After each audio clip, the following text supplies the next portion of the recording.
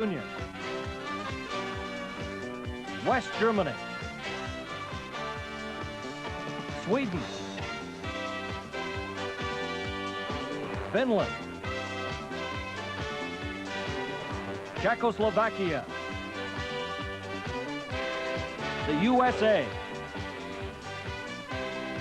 Italy, and Team Canada in a battle for world hockey supremacy.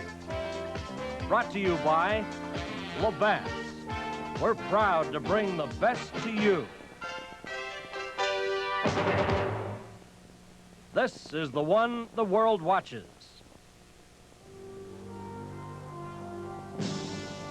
The last time Canada's professionals met the Soviet Union was in the final of last year's Canada Cup. Hopes were high. Canada had played very well throughout the tournament, but riding the power play, the Soviets turned it into an 8-1 rout. Another embarrassment for Canada in international hockey. Today, a chance for revenge at the World Championships in Finland. This is the final day of tournament action. The Czechs have beaten Italy already this morning. They move into second place. Canada is tied with Sweden for third. The Soviets, of course, want to extend their unblemished record to 7-0. Canada must win today to maintain a realistic chance of winning the gold medal. Good morning, everyone. This is Dan Matheson with Tom Watt at the CTV Control Center in Toronto. Bernie Pascal is standing by in Tampere, Finland to bring the play-by-play. Should be a dandy. We all know what the Soviets can do, and Team Canada, after such a very short time together, seems to be really coming together. This is World Championship Hockey on CTV.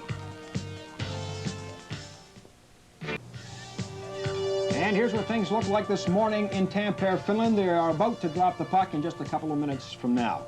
To set the stage, we already mentioned that last year's score in the Canada Cup final was 8-1 the Soviet Union, but Tom Watts says that it was not an 8-1 hockey game. Well, it certainly wasn't an 8-1 hockey game early, and it was TRETYAK again who made the big stops early in the game when it was 0-0 at the end of the first period and early in the second before the Soviets got on the scoreboard, and that's one thing that Team Canada has to do. They have to solve TRETYAK early in the game and get ahead. There were stops. Engblom, of all people, Gainey moving in, makes a nice pass across the rink, and the puck comes back in front from Goring, and there's Engblom, can't get it by TRETYAK. When the score is 0-0, it's plays like that that was keeping TRETYAK in the game. Here is almost an impossible save. Bossy digs it out to Gillies. Gillies right in front of the net, and Trottier trying to put the puck under TRETYAK with the score again, 0-0. Canada coming just within an ace of going ahead. But then after this, it's bad penalties that we take. Here's a goal by Shepelev right in the slot, in the middle of the box, and a good pass out of the corner, and he makes no mistake when he gets rid of the puck very quickly. From the box, the forward coming back, trying to get him, puts it right over Mike Leott's shoulder into the net to go ahead in the game 3-1. And another bad penalty when the score was 4-1. It's that long pass through the center that we see so often. Soviets like to get between the 2 point men. Here we have LARIONOV just holding Mike Liut and then putting it over his right shoulder into the net. And it's goals like this, 2 power play goals, that you just can't take those bad penalties against the Soviets because they've always had a great power play. Okay, well, opening face-off very shortly. When we come back, it will be with Bernie Pascal and the play-by-play.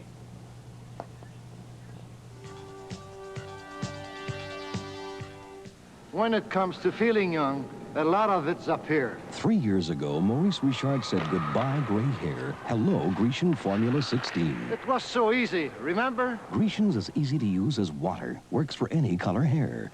The change was so gradual and looked so natural, no one even noticed. Today I still leave a touch of gray. The wife likes it. Hey, Richard, 2 minutes for looking so good. Look as young as you feel with Grecian Formula. And now here's Bernie Pascal in Tampere, Finland.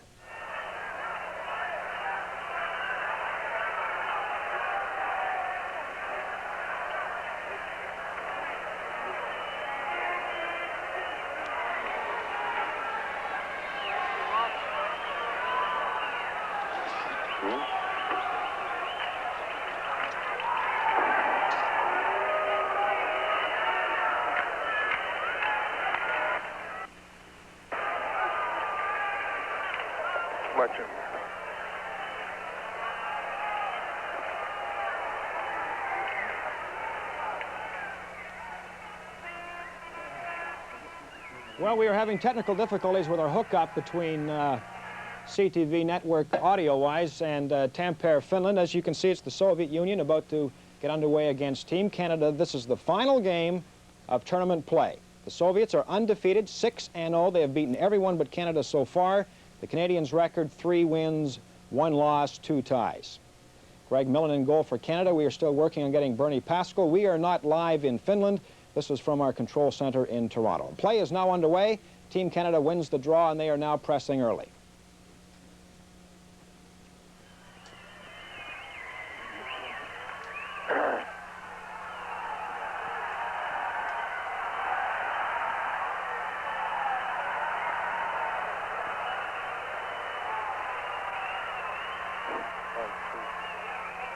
There's nothing.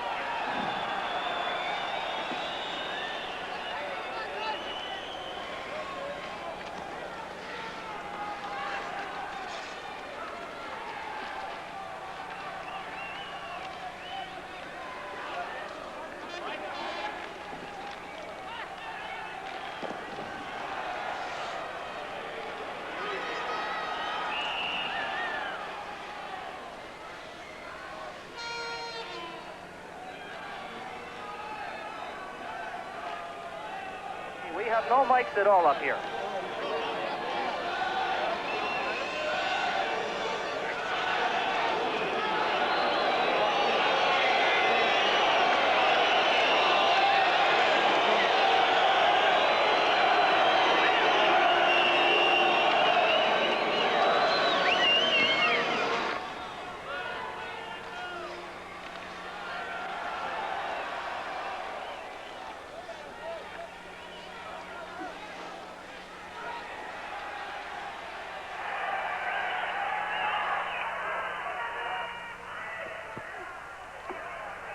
It's Canada and the Soviet Union. There's no score. Wayne Gretzky slips and falls behind his own net. Shepelev trying to get the puck out. Now the Soviets on the attack, and the player is knocked down. Canada with possession. Gretzky has the puck at center, fires it off the board, and Vasiliev, number 6, circles in his own zone for the Soviets. Vasiliev trying to get that pass up to Vladimir Golikov. He's stopped. It comes back to Brad Maxwell. Shoots it into the Soviet zone, off the board. There's a drive, and that's deflected wide off the stick of Rick Green. A chance now for Cicerelli, hammering away at the side, and he just failed to poke that home. Maxwell inside his own line for Canada. No score. We've played 2.5 minutes here in the opening period in Tampere, Finland, the World Hockey Championships, as Rick Green goes behind his own net. The puck comes to Bobby Smith. Smith up to his own blue line. He stopped there. Here's a chance now for Kozhevnikov. He was stopped. Gets the puck again, Kozhevnikov. Number 16 on the left. He's watched by Bobby Smith, and he missed him as he went to check the Soviet player. Brian Propp for Canada backhands the puck out. Vyacheslav, number 14, inside his own line for the Soviets. Both teams at full strength. Puck comes to the Canadian blue line, slapped there and taken by Dale Hawerchuk. Hawerchuk of the Winnipeg Jets got it over the Soviet line. A chance, Gartner, and it's off the arm of TRETYAK. As Gartner let that bullet drive go. Now the Soviets, Drozdetsky, number 13 on the right. He's squeezed off the play, a loose puck, and that's wide. Drozdetsky behind the net. Gartner's over to check him and knocks the puck off his stick. Hawerchuk trying to get it out. The Soviets still have it. It's kept in by FETISOV. Here's a shot, and Greg Millen got a piece of that. Back to KASATONOV. He keeps it into the Canadian zone. The Soviets putting on the pressure. There's a drive, That stops. КАСАТОНОВ keeps it in. Race for it along the boards. Number 2 is ФЕТИСОВ. Soviets retaining possession. Now the play is broken up by Rick Green, and he'll try to get a face-off, and he succeeds. And with us on the telecast, we'll be back in a moment. This is the World Hockey Championship on CTV.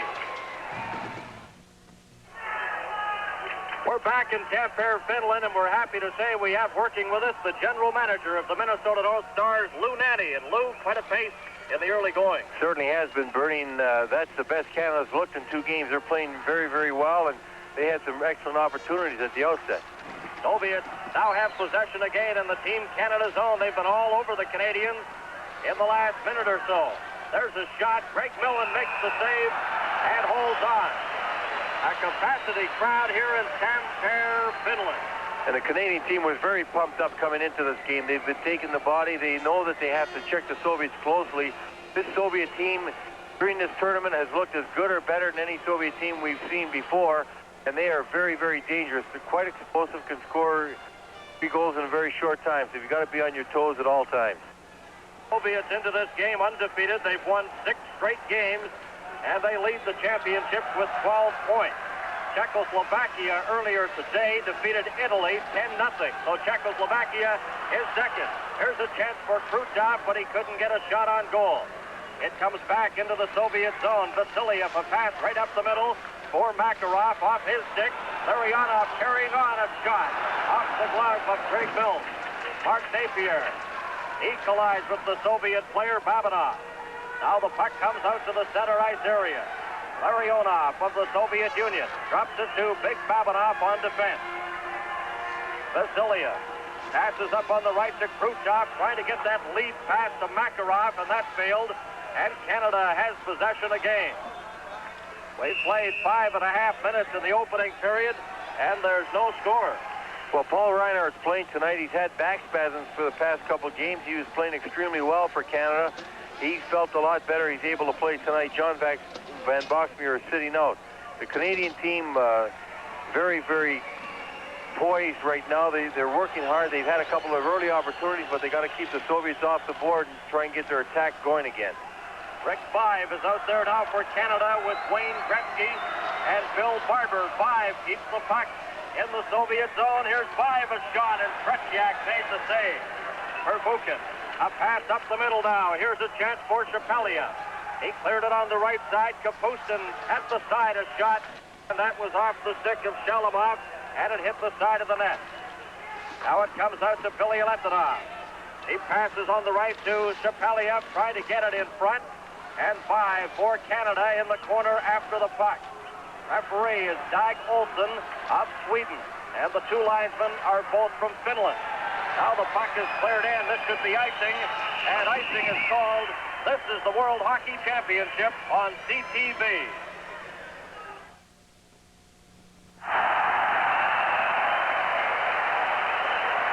There's no score between Canada and the Soviet Union. Canada coming close there right from the face-off. Here's the replay, Lou. A dump pass by Rick Green through the middle was deflected off КАСАТОНОВ's stick, and it almost bounced right past TRETYAK. TRETYAK had to fall to cover up with Gainey and Bobby Smith bearing right down on him. You see the puck deflect, bounce. TRETYAK had a little problem with it right there. So it remains scoreless. A close call there in the Soviet zone. Now a chance for Cicerelli, and that shot is stopped. Bob Gainey is checked by КАСАТОНОВ. And a pass up the middle now, the Soviets. Golikov, he cleared it on the left side. Here's Tumanov into the corner. He's checked. There'll be a penalty to Canada. That shot is stopped by Greg Mills. A delayed penalty coming up to Team Canada.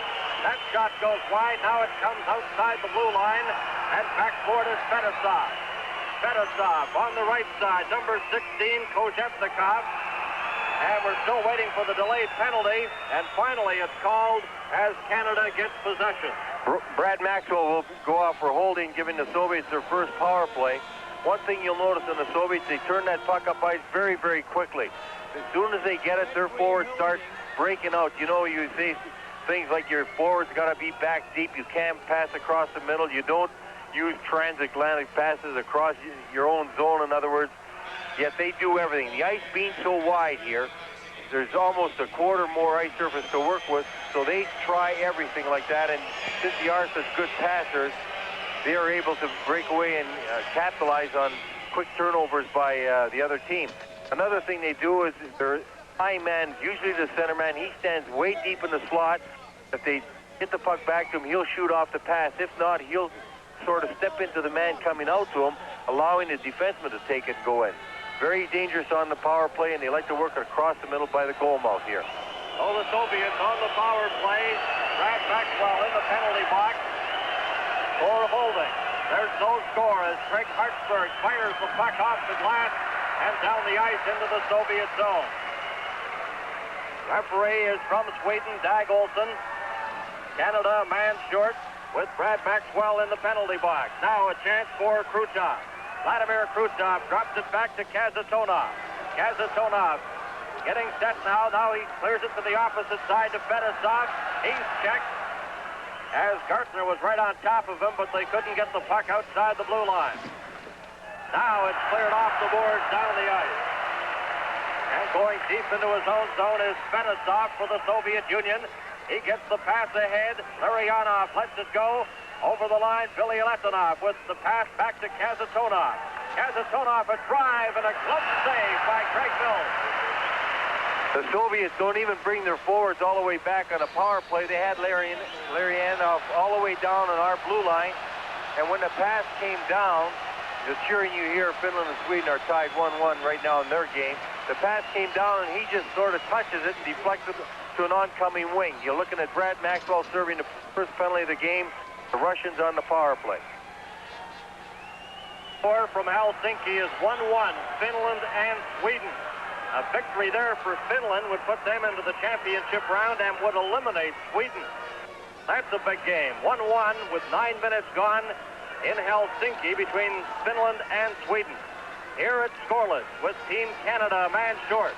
Brad Maxwell has 1 minute remaining in his penalty. The Soviets deep in the Canadian zone. Now a chance for Kapustin trying to get the puck back. It comes to Golikov. Shalimov, number 23, the pass comes in front. Now Babinov trying to race up for it. Daryl Sittler checked him. 38 seconds left in Maxwell's penalty. Babinov drops the puck over. The Soviets on the power play here. The pass in front. And just failing to deflect that was ШЕПЕЛЕВ.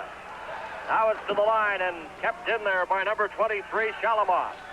Into the corner, the Soviets still have possession. Shalimov setting up, number 23, there's a shot, and that went over the top of the net. Babinov drops it into the corner. Standing right in front, number 21 is ШЕПЕЛЕВ. Here's Babinov's drive, and that missed the net and comes out to center ice. 5 seconds left in the Team Canada penalty. Soviets bring it back in. And the penalty's over. Maxwell's back on. Babinov has shot. That was deflected wide. Now Canada has possession. A lead pass.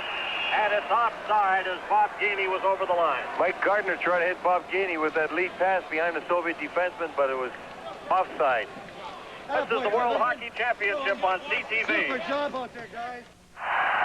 Back to the action now. Gretzky to Barber. A shot. He scores! Bill Barber. And it's 1-0 Canada. Canada getting a 3-on-2. Gretzky coming down the middle, fed Barber, breaking across the blue line. Barber got a quick shot away on TRETYAK, beat him down low. A fine shot by Billy Barber. Here you see the feed by Gretzky off to his left.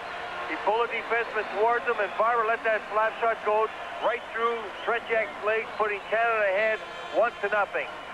And for Barber, his 6th goal of the World Hockey Championship.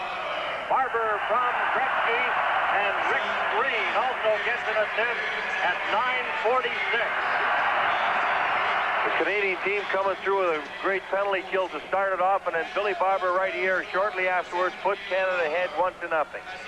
Well, Soviets had the pressure there on that power play, and Brad Maxwell was penalized, but Canada comes right back and gets the opening goal. Bill Barber of the Philadelphia Flyers, and Canada's in front 1-0. Kasatonov of the Soviet Union. The Soviets are undefeated so far in the championship. Now the pass comes to Timenev. Over on the right side, a shot. Greg Millen makes a sparkling save on Kozhevnikov. Now Team Canada gets the puck out to center. It's stolen there by Wayne Gretzky. And Gretzky is bumped off the puck by FETISOV. Kasatonov gives it ahead to Golikov. Kasatonov lets the puck go. Now Shumenev brings it in, and the Soviets are called on the offside. Kozetnikov had that good chance from Numenev. There are two new players. That's Kozetnikov, 16, Numenev, 28, just getting off the ice. Maltsev got hurt 2 weeks before the tournament, and so he was replaced by these fellows. And actually, right now, I'd have to say they're younger, they're bigger, they're quicker, and it seems to have helped the Soviet team. They look better, as we said, than they had looked even in September. Now Canada's Craig Hartsburg of the Minnesota North Stars has the puck, number 4. He's forced back by Makarov, number 24, who slips and falls. Now Zino Cicerelli. He cleared it over to number 8 for Team Canada. That's defenseman Paul Reinhardt. Up to Cicerelli. Now it's backhanded into the Soviet zone. Babinov. He's checked against the boards. The puck comes to the line. Hartsburg keeps it in. Hartsburg drops it behind the net to Bobby Smith. Rolls it in front. Now it's back. Here's Hartsburg's shot. That hits the side of the net. Comes to Bobgini. Here's a chance. Oh, and a shot by number 8. Reinhardt goes wide. Cicerelli bumps with Babinov. Bobby Smith trying to get in there. Now the puck is cleared back into the Canadian zone. Bobgini to Bobby Smith. Smith is number 15. He passes. It's intercepted by Makarov. Now the puck comes to the Soviet blue line. Babinov slaps it to center ice. Here come the Soviets. Makarov slips and falls. And it's taken by Craig Hartsburg. That's the second time Makarov has fallen. He must have something wrong with the skates as he glances at them right now. Here's Vasiliev. Vasiliev, a pass up to center ice, and Canada's Brian Propp lets it go inside his own blue line. Now it's lifted up into the Soviet bench and out of play. Bernie, talking about Makarov, he got hurt in a German game, and he's got somewhat of a sore shoulder. If one of the Canadian players can lay a good heavy check on him, you might not see him for the rest of the night. As we look at Marshall Johnson, coach of the Colorado Rockies and this Canadian team. And the assistant coaches of Team Canada, Red Berenson and Dave King from the University of Saskatchewan, who did that outstanding job with the Canadian juniors at the World Junior Championship. There's a shot. Greg Millen makes another big save. And Greg Millen getting a lot of help around the net from Mike Gardner. He came in and took that man out of the play. Greg Millen into the championship with a goals against of 2.66. This is the World Hockey Championship, and there's the big save by Greg Millen. Another look at it. 2.66 goals against average. He's playing in his 4th game here in the championships in Finland. Millen of the Hartford Whalers of the NHL. 7:47 left to play in the first period. Canada on a goal by Bill Barber from Gretzky and Rick Green. It's 1-0.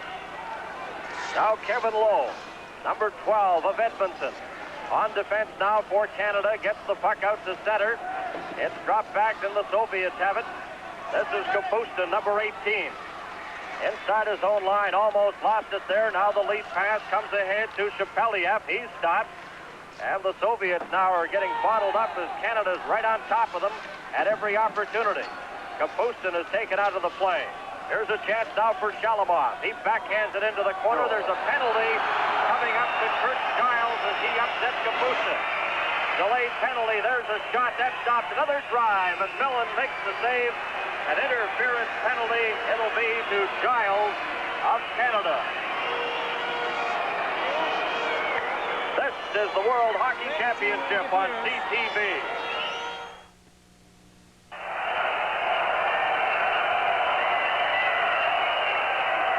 Welcome back to Tampere, Finland, the 47th World Hockey Championship. This is Bernie Pascal, along with Lou Nanne, the general manager of the Minnesota North Stars, and in our Toronto studios, host Dan Matheson and Tom Watt, the coach of the Winnipeg Jets. Canada leads 1-0 on a goal by Bill Barber. But Canada, a man short now. Giles is in the penalty box. The Soviets on the power play, controlling the puck in the Canadian zone. Makarov, number 24, back to Kasatonov. Kasatonov returns it to Makarov, getting set. Makarov sends it through the front of the net. They slap away, and that's stopped by Greg Mills. Makarov has it again. 1:20 left in the penalty. That shot missed by about 6 feet and comes right back into the Soviet zone. Now the pass comes up to the Soviet blue line. Gartner out there killing off the penalty with Bob Gainey. That pass missed Khrushchev, and it goes back to Craig Hartsburg. Hartsburg for Canada off the board, gets it to center ice. 1 minute remaining in the penalty to Canada. Now the pass comes to Larionov, gives it back to Khrushchev. Khrushchev a shot. Greg Mills stops that. Makarov has Gainey lost the stick, and it's cleared off the boards again. Some great penalty killing by Team Canada. Bobby Smith out there with 35 seconds left in the penalty. FETISOV. The pass goes ahead now to Golikov. Back to FETISOV. FETISOV behind the net. Banned on his pass. Now gets it out in front. And he comes and retrieves the puck himself. The pass goes to number 16, Kozhevnikov. He gets it back to the line. Kasatonov. Back to Kozhevnikov. Here's FETISOV getting a shot. That bounces wide. Canada's Brad Maxwell clears it, but not out. Kasatonov keeps it in. Here's a chance now. Golikov, instead of shooting, passed it on the right side. 3 seconds left in the penalty. And Giles steps on the ice. The penalty's over. Here's the pass. They score! The Soviets. A pass. Kozhevnikov standing in front. Well, Numanev coming up around behind the net, laid a pass out on the short side just as the penalty was over. Here comes Numanev right here. The short side, a quick pass right out front, and a goal was scored, tying the game up.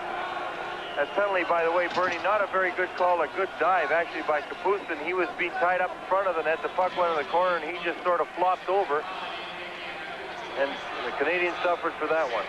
So Kozhevnikov gets the goal. It's a 1-1 tie, and Wayne Gretzky has the puck. Back to the line, a shot. That stopped as Kevin Lowe let the drive go. Number 2 is Giles of Canada. Kurt Giles, a native of La Paw, Manitoba, brings the puck over the line. He skates into the corner. Tried to get it to Barber. He deflected it with his skate, but just wide. Gretzky, number 99 for Team Canada. He's watched by 22, Viktor Zlukov. Now it's cleared into the Soviet zone with 4 minutes and 18 seconds left in period number 1. Vyacheslav brings the puck up with Drozdetsky. Getting set now, a shot, that goes wide. The Soviets missing the net on many of their drives. Drozdetsky overskates the puck. It comes now to number 18, Gamayev. He tries to get it in front, and that stops. Soviets still have possession. It's a 1-1 tie. Canada's Rick Green had it momentarily. Now he slaps it out to center ice. Vasilev gives it to FETISOV. A pass up on the left side. Zlukov heading for the front of the net, and the puck was knocked away before he could get a shot. Zlukov and Rick Green pin it against the boards. This is the World Hockey Championship on CTV. The final 3.5 minutes in the opening period, a 1-1 tie between Canada and the Soviet Union. Soviets with the puck now in their own zone, bringing it up to center ice. Number 21, Shepeliev, pass into the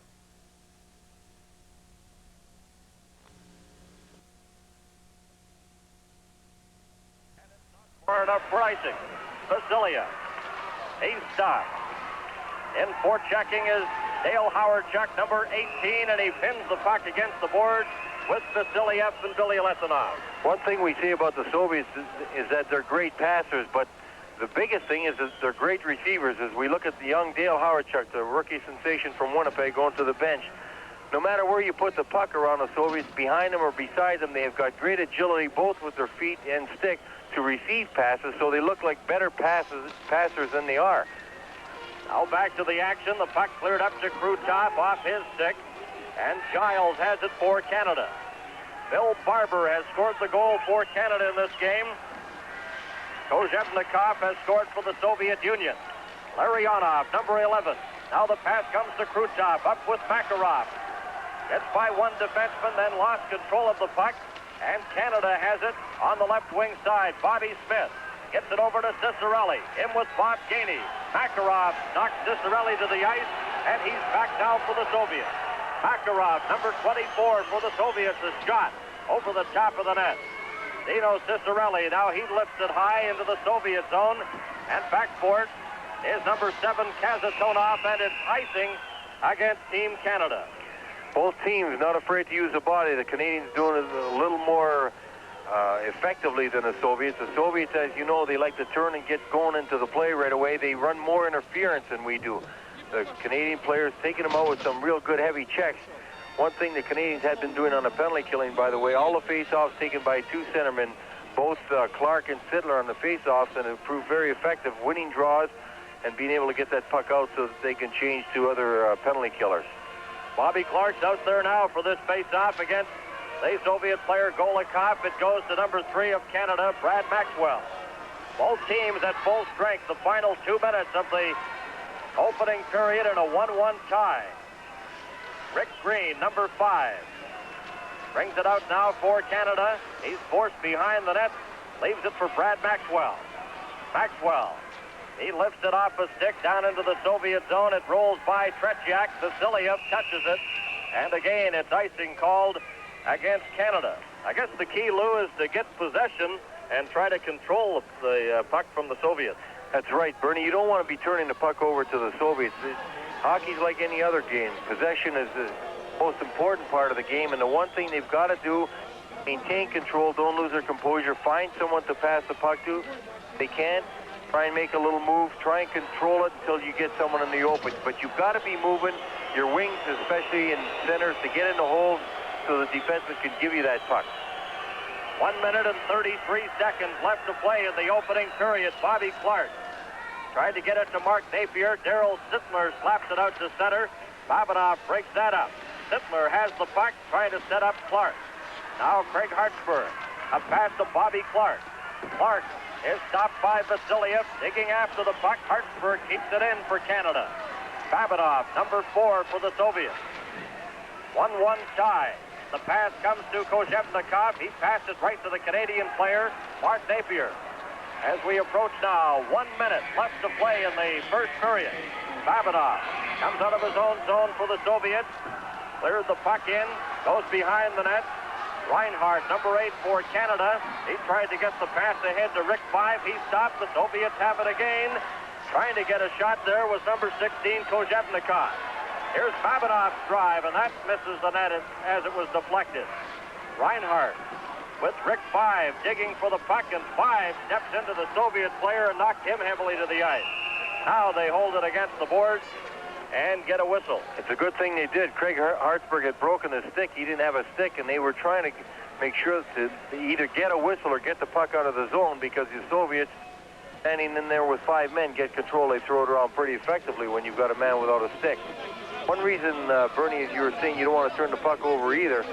This rink, you can't just be dumping it in. The rink being so wide, it takes too long to get to them. By the time you get to them, the puck's going down the other way.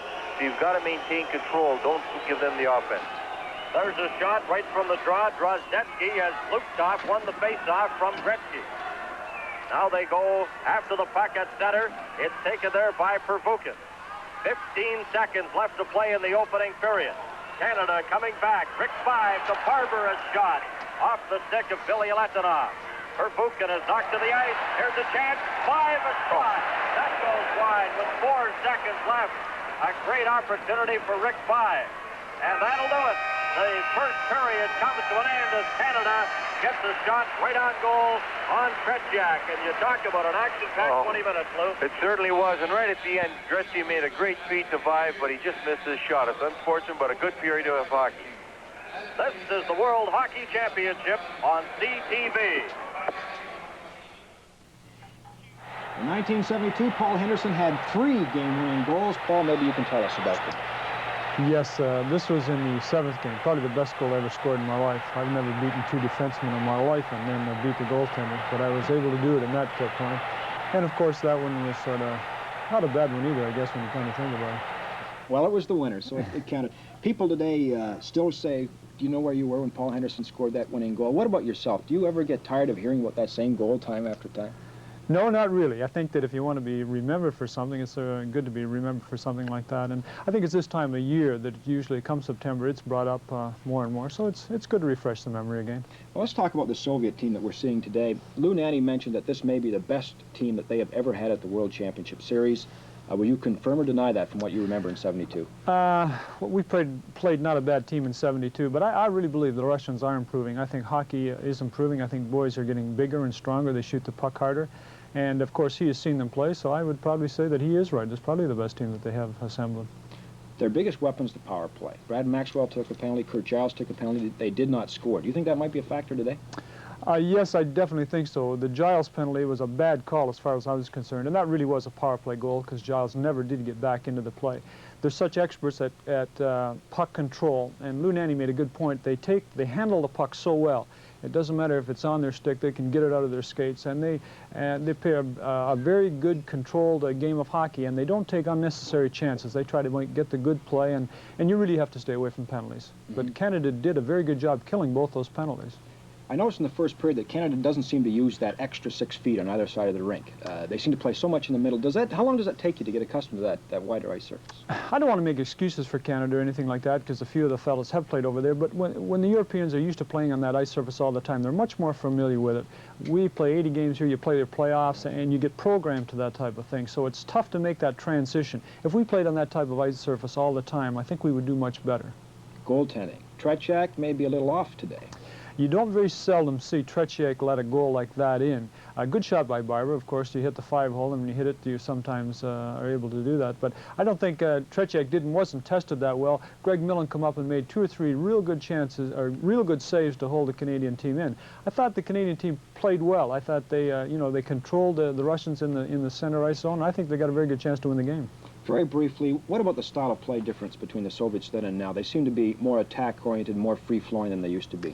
Well, I think so. I think they're more used to our style, and I think the Soviets are very good students of the game, and I think they probably study films very much probably along the lines of our football players do. So, and they'll probably look at our films and see where the weaknesses are, and they'll attack those. Again, they're a very good skating. They're a well-conditioned club. They do all the elementary things of hockey exceedingly well, and so for that sense, they all parts of their game. There's no flaws in their games, really. Paul, thank you very much. Thanks for dropping in and chatting with us. Best luck to you in the future. This is World Championship Hockey on CTV.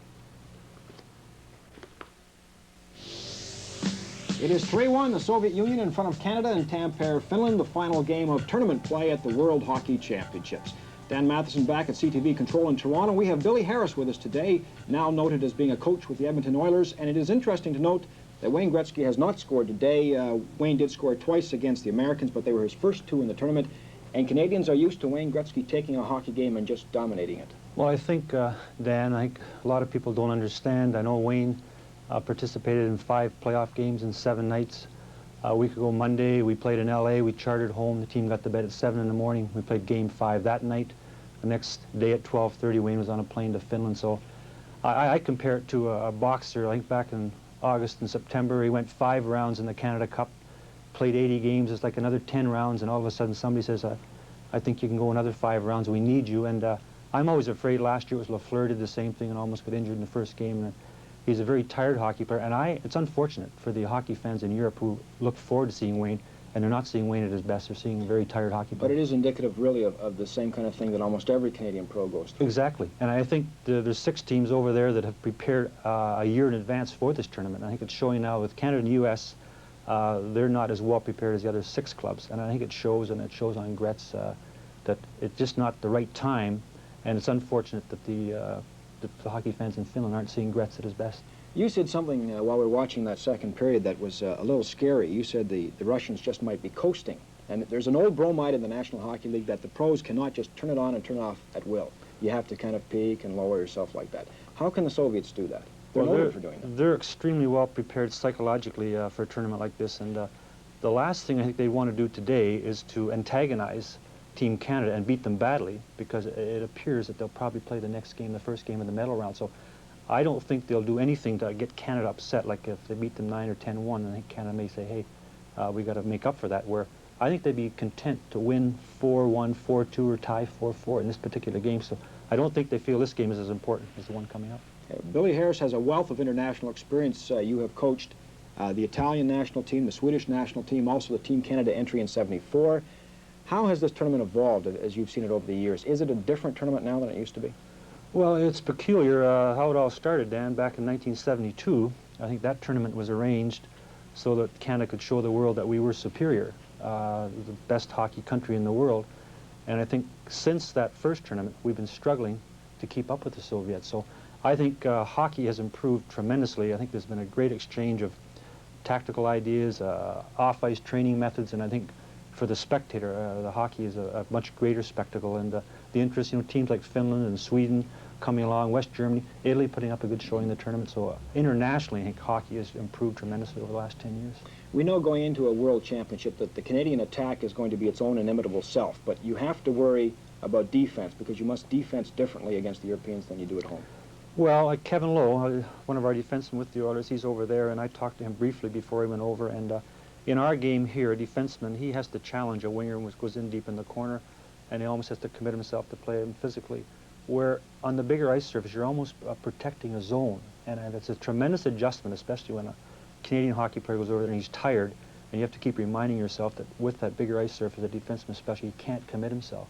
So you got to get in the habit, instead of taking the man, you're forced to protect the zone. So that's just one little area where you have to make the adjustment, and it's a very difficult thing, and even that much more difficult after a long season and a playoff round. Twice today the defense was caught up ice, yet there were giveaways by the forwards, Howard, Chuck, and Gretzky. Did it hurt you when Wayne gave that puck up? Well, it's a typical Wayne play. He broke down left wing, put the brakes on and turned, and he's so effective at hitting a defenseman coming in late. The other two defensemen moved into a slot area, and Wayne was pushed off the puck, and the Soviets ended up having a two-man breakaway. So those are things that Wayne Gretzky does not get involved in when he's strong and he's in the right frame of mind. What do you think for the third period? I think we're dead. We're down, Dan, we're down 3-1, and we had a two-man advantage for a minute. And I thought if we could get a goal with the two-man advantage, that we could get back in the hockey game. And I think late in the period we couldn't. We got a 30-second power play coming up in the third, but I don't think we're going to be able to do it today. The ever-optimistic Billy Harris. Thanks very much, Billy. We'll see you again. This is World Championship Hockey on CTV. Soviet Union won, and Tom Watt is with us to discuss the highlights. What did you think, Tom? Well, I thought that TRETYAK, being the old nemesis, I didn't think he looked as sharp early in the hockey game. He made a big save on Ciccarelli to start off, and Dino Ciccarelli, who's scored more than 50 goals in the National Hockey League on a shot that's a little wide of the net by Hartsburg. We get a chance to see it in that Ciccarelli likes to work from behind the net. He's not a big fella, and he comes around and he tries to jam it on TRETYAK, and he makes a very good stop early in the game. But then I thought there were a few other chances that Team Canada had. The bouncing puck deflected by KASATONOV that seemed to handcuff TRETYAK, and then the other opportunity, of course, the 3-on-2, Gretzky giving it to Barber, and the shot was from a fair distance, but it went right between TRETYAK's legs. And I didn't think he looked as sharp as he normally is. Here's the play by Ciccarelli. Here's where he likes to work, coming around from behind the net, gets two opportunities, tries to jam it, and that's the TRETYAK of old. But here's an innocent little play that KASATONOV just deflects Rick Green's shot in the way of the net and seems to handcuff him. And the goal, 3-on-2 opportunity, Gretzky putting it across to Barber. Good shot, but it goes right between his legs. Now at the other end of the rink, here we have Milne doing his heroics here, making a good stop from close in. Team Canada leaves it in front of the net. Gartner goes by it. Another great stop by Milne. And then, of course, the good penalty killing. Here's Bobby Clark. He's been taking all the draws for shorthand in his own zone. Not only does he beat the centerman, but he gets clean possession of the puck and ices it. And they've been using him throughout the game to take those important face-offs. Now here, Giles just comes out of the box, and in my opinion, I think Team Canada's defense, when they're shorthanded, have to pressure the puck a little more. We can't just let them do what they like, because the Soviets are so disciplined. I think if you sit back and let them handle the puck all the time they have in the corner, that they're going to beat you. And I think you have to force them a little more, but you can't take those bad penalties. Tom Watt will be back with highlights in the next intermission. We now go back to Tampere, Finland, with Bernie Pascal. Welcome back to Tampere, Finland, a 1-1 tie, the Soviets and Team Canada.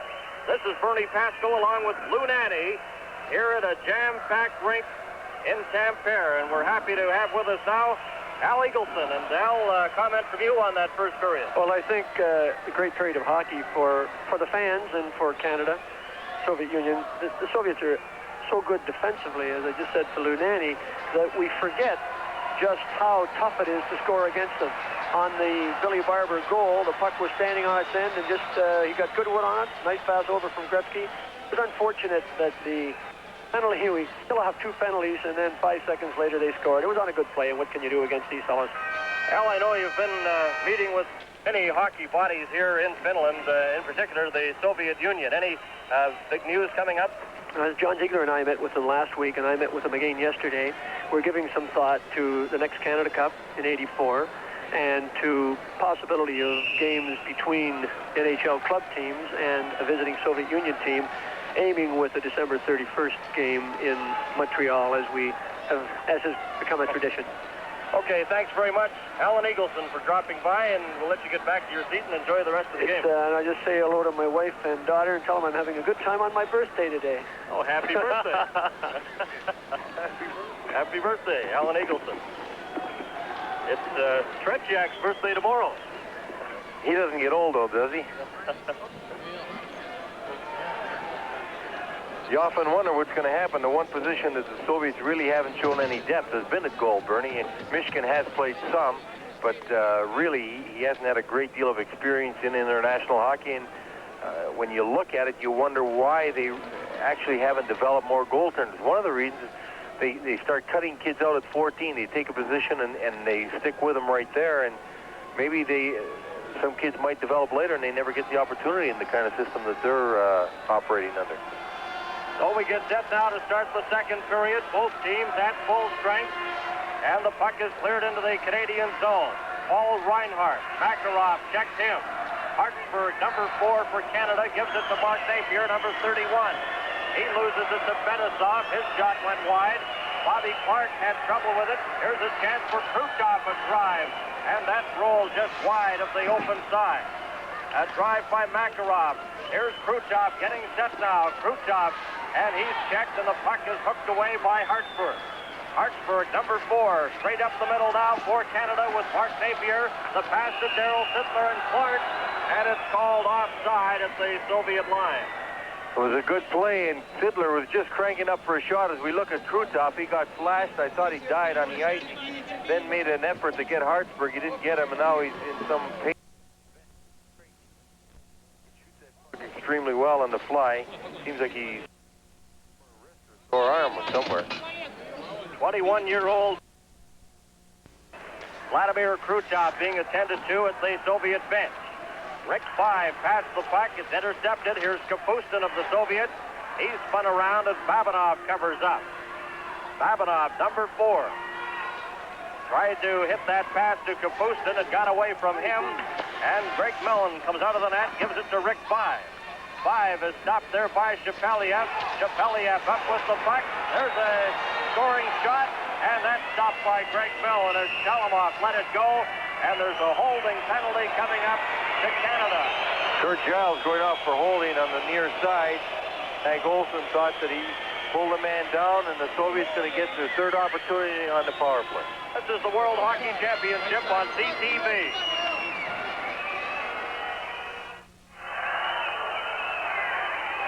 Back to the action, the Soviets on the power play. Shepeliev, here's Kapustin, a shot, that goes wide.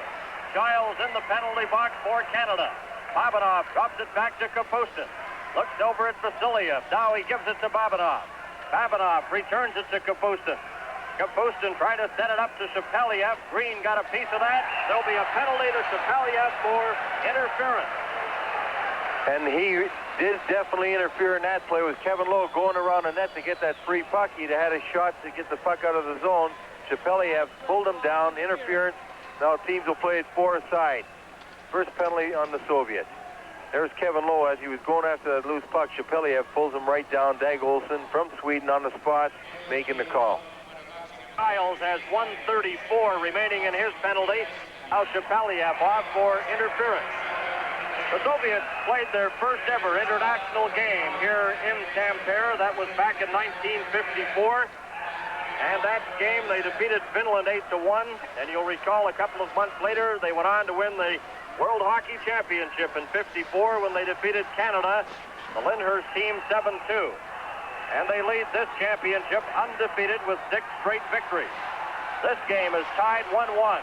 Here's Pervukin, a shot off the glove of Mellon. into the corner. Reinhardt tries to dig it loose. Golikov checks him. He clears it around to the other side. Now it comes out to Mike Gartner. Gartner up on the left side for Canada. Shot. And a sizzling drive missed the net. Gartner of the Washington Capitals, number 11, let a bullet-like drive go. He certainly did, but the big play was made by Brian Propp in Canada's zone. He ran interference just perfectly on the Russian defenseman because he couldn't get to the puck. That allowed Gartner to take that puck, go down the wing as we look at Paul Reinhardt, who was trailing on that play, and Gartner with a bullet drive over the net and over the glass. We have an update from Helsinki. Sweden leads Finland 2-1. Sweden 2, Finland 1. They're in the second period. Finland needs a victory in that game to move into the championship round. Here it's a 1-1 tie. In the second period, Giles has 35 seconds remaining in his penalty. Valiev has 1 minute left in his. Now the puck into the Canadian zone. FETISOV called on an offside play. One thing the linesmen do here, Bernie, they wait an awful long time on the delayed offsides before they blow the whistle. It seems like there's always 3 or 4 seconds before they blow it. Oftentimes you wonder if they're going to blow it at all, so you've got to keep playing and make sure that you get that whistle. Now it comes to FETISOV for the Soviets. Number 2 trying to hit Gamayev with that pass on the right side. That failed. And number 7 is Alexei Kasatonov. Kasatonov. Now it's dropped back to FETISOV. Out there with Zhlukov and Gamayev. Gamayev reaches for the pass off his stick, and Brad Maxwell has it for Canada. Maxwell up with Sittler. Napier heads to the bench, replaced by Wayne Gretzky. Gretzky into the corner. He was checked by Zhlukov. FETISOV has it. Canada at full strength. Giles is on the ice, so the Team Canada has a power play now with 18 seconds remaining in the Soviet penalty. A 1-1 tie. Here's Gretzky now on the power play. Coming up with Barber, shoots the puck into the Soviet zone. FETISOV in quickly after it. FETISOV holding it against the boards. 5 checks him. Barber trying to get it loose. Now it's cleared to the line and off the boards down the ice. As the Soviets are back at full strength. Number 5 for Canada, Rick Green, former junior with London. Out there on defense now, the pass comes to Bill Barber to Gretzky. Gretzky's over the line in front to Barber, and it rolls right to TRETYAK. Kasatonov clears it off the board. Up there by Rick Green. Green trying to get the puck over to Gretzky, but he's pinned there by KRUTOV. Well, just a bouncing puck eluded the Canadians on a good opportunity. We look at Rick Green. Green playing a very solid game thus far, handling the puck extremely well, moving it out with real good precision and getting the Canadians on the attack. There's the Soviet coach, Uranev, and main coach is Tikhonov. Former defenseman, Viktor Tikhonov, and he's really an innovative coach. He's introduced a lot of innovations to the Soviet hockey program. We played 4 minutes and 15 seconds here in the second period. It's a 1-1 tie, and it's icing called against the Soviets. Bernie, that's one of the rare icings you'll see the Russians commit, but as we were talking earlier at the end of the period, they never had an offside in the first period. In the 2 previous games that I watched, they never went offside until the 3rd period of the second game. That was the only offside in 2 games. Great discipline. 32-year-old Vasiliev, the captain of the Soviet team, and right, Lou, a great disciplined team, the Soviet Union. Now the puck fired off the boards, and it comes back into the Team Canada zone. Greg Millen out of the net, leaves it there.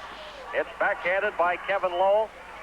Gartner with Brian Propp, and number 18 for Canada, Dale Hawerchuk. Puck is cleared into the Soviet zone. Here's KRUTOV trying to get that lead pass up on the right, and that's too far. That was a dangerous pass to Makarov. Just too far out of reach. Oh, it's back into the Team Canada zone. Number 12 is Kevin Lowe. He clears it off the boards, rolls into the Soviet zone, Vasiliev.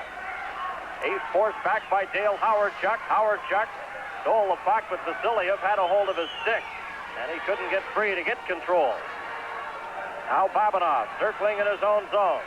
The Soviets on the attack, trying to get that pass to Makarov. Makarov in the corner, sidestep. Oh, Reinhardt. Now Sittler got it outside the line. Mark Napier, the pass was behind him. KRUTOV shoots it in. 14 and a half minutes left in period number 2. Paul Reinhardt trying to get that pass to Sittler. It's intercepted by PERVUCHIN, number 5. Now Canada has it again. Hartsburg in front to Sittler's shot. And that just went wide. As Sittler, set up by Craig Hartsburg, missed an opportunity there. Canada still has it. Behind the net, Bobby Clark. Watched by Vasilia. Clark backhands it. Sittler goes after the puck. And it's taken there by PERVUCHIN. Clark keeps it in for Canada. Pass in front.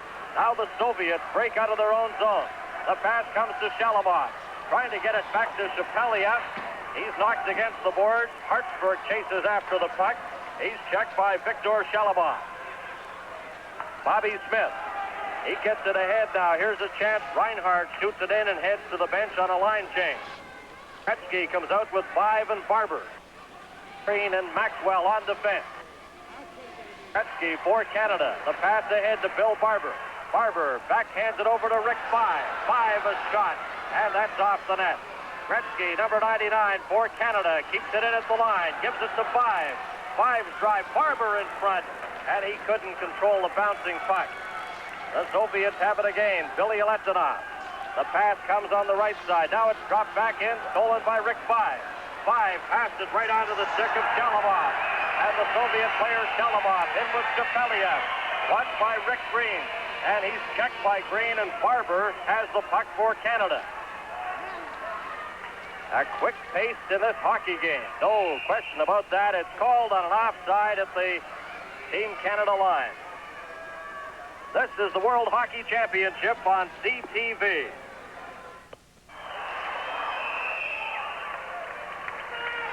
Welcome back to Tampere, Finland. This is Bernie Pascal along with Lou Nanne, the general manager of the Minnesota North Stars.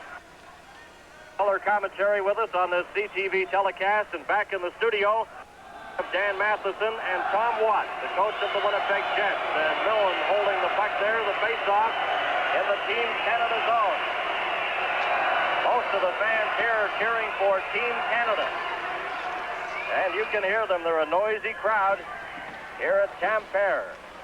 FETISOV tried to get the pass in front. It's brought out by Giles. Giles ahead to Bob Gainey, coming in with Cicerelli. Gainey spins around, shoots the puck into the Soviet corner. Bobby Smith backhands it, trying to get it to Cicerelli, and that's intercepted. Tumanev, number 28. He's knocked off the puck, then Gainey is upset, and the Soviets come up with possession. And they break out on the left side. Tumanev coming in. Number 28 cleared it in front. That's intercepted by Bobby Smith. Here comes Smith of Canada. Smith over the line, coming in with Gainey. Gainey has the puck, trying to get it back. He's checked, and it's cleared up to center ice by the Soviets again. In over the line now. Here's a chance. Kozhevnikov is checked, dumps it back, and Smith intercepts for Canada. Kozhevnikov, number 16, has scored the goal for the Soviets. Barber has scored for Team Canada. Cicerelli's knocked down just as he crossed the Soviet blue line. Smith backhands the puck in, and it's called on a delayed offside as Team Canada was looking for a line change. Bernie, occasionally you'll see some of the shots, especially number Rick 5 coming in on the angle, missing the net. When you're playing on the different ice surface like this, the angles are different. The way you play the boards are different. It takes time to get acclimated to it, and oftentimes fellas will be missing a net where normally in the National League they'd have some pretty accurate shots on the corner. 11 minutes and 10 seconds left in period number 2. It's a 1-1 tie, Canada and the Soviet Union. This game live on the full CTV network across Canada. And we hope you're enjoying the telecast on this Saturday morning. Here's Gartner's shot, and that's off the stick of TRETYAK. Behind the net, Gartner getting set. Tried to get it back to Brian Frost. Now Gartner getting ready to shoot, and he was checked, and Gamayev has it for the Soviets. That lead pass up on the right. It's dropped back. Here's a chance now for Zlukov. He's hauled to the side, and it's brought out. Shot. Howard shot. Up with Propp and Gartner. Howard checked over the line, then he's checked. Here's a break now for the Soviets. Nobody there. Gamayev coming in, getting set. Oh, and he couldn't get it across. There's the shot. They score! The puck just rolled in front. And Gamayev was standing there. And the the Soviets go in front 2-1. Well, the Soviets turned misplay, actually a forecheck at their blue line into a breakaway right here. And you see the opportunity Drozdetsky had. He tried to get it into the net. He did, but Gamayev trailing on the play, saw the puck bouncing across. Drozdetsky going across the front. Millen plays it perfectly, but the puck just laid right across in the crease by Drozdetsky, put in by Gamayev. So Gamayev gets the go-ahead goal for the Soviets. 10 minutes and 20 seconds, the time here in period number 2. Well, we'll see what effect that goal has on Team Canada. Both teams at full strength, and the Soviets have possession again. The puck cleared over to the left side, and PERVUCHIN just fires it into the Team Canada zone. Kevin Lowe. Now he leads a Team Canada attack. Lowe coming up to center. Was checked momentarily by Larionov and shoots it in, and Canada again called on an offside. On that goal, Bernie, going down the ice, Howardchuk looked like he made a real good move with the blue line. He had everybody backed off, and he was just going to give the puck to Gardner, and it was poke checked by a Russian defenseman, knocked all the way down, and Drozdetsky, who had been knocked down, was all alone, just coming out of the Canadian zone, so he had the breakaway. So Canada now has Wayne Gretzky out there. Gretzky with 5 and Barber. 5, number 22. And he's being checked there by Kapustin, number 8 of the Soviets. Maxwell shoots it in for Canada. Kasatonov. Now it comes out to number 21, Shepeliev. He cleared it into the Team Canada zone. And Maxwell back for it. He's knocked against the boards by Kapustin. Almost stolen there by number 23, Shalimov. It's cleared in front. And Barber knocks the Soviet player to the ice, Shalimov. In behind the Team Canada net, Shepeliev. He's hauled down. And Maxwell has it for Canada. He's checked. Puck is still loose. Shepeliev. There'll be a penalty coming up to Maxwell of Canada as he took a stick to the Soviet player. It'll be a high sticking infraction. This is the World Hockey Championship on CTV.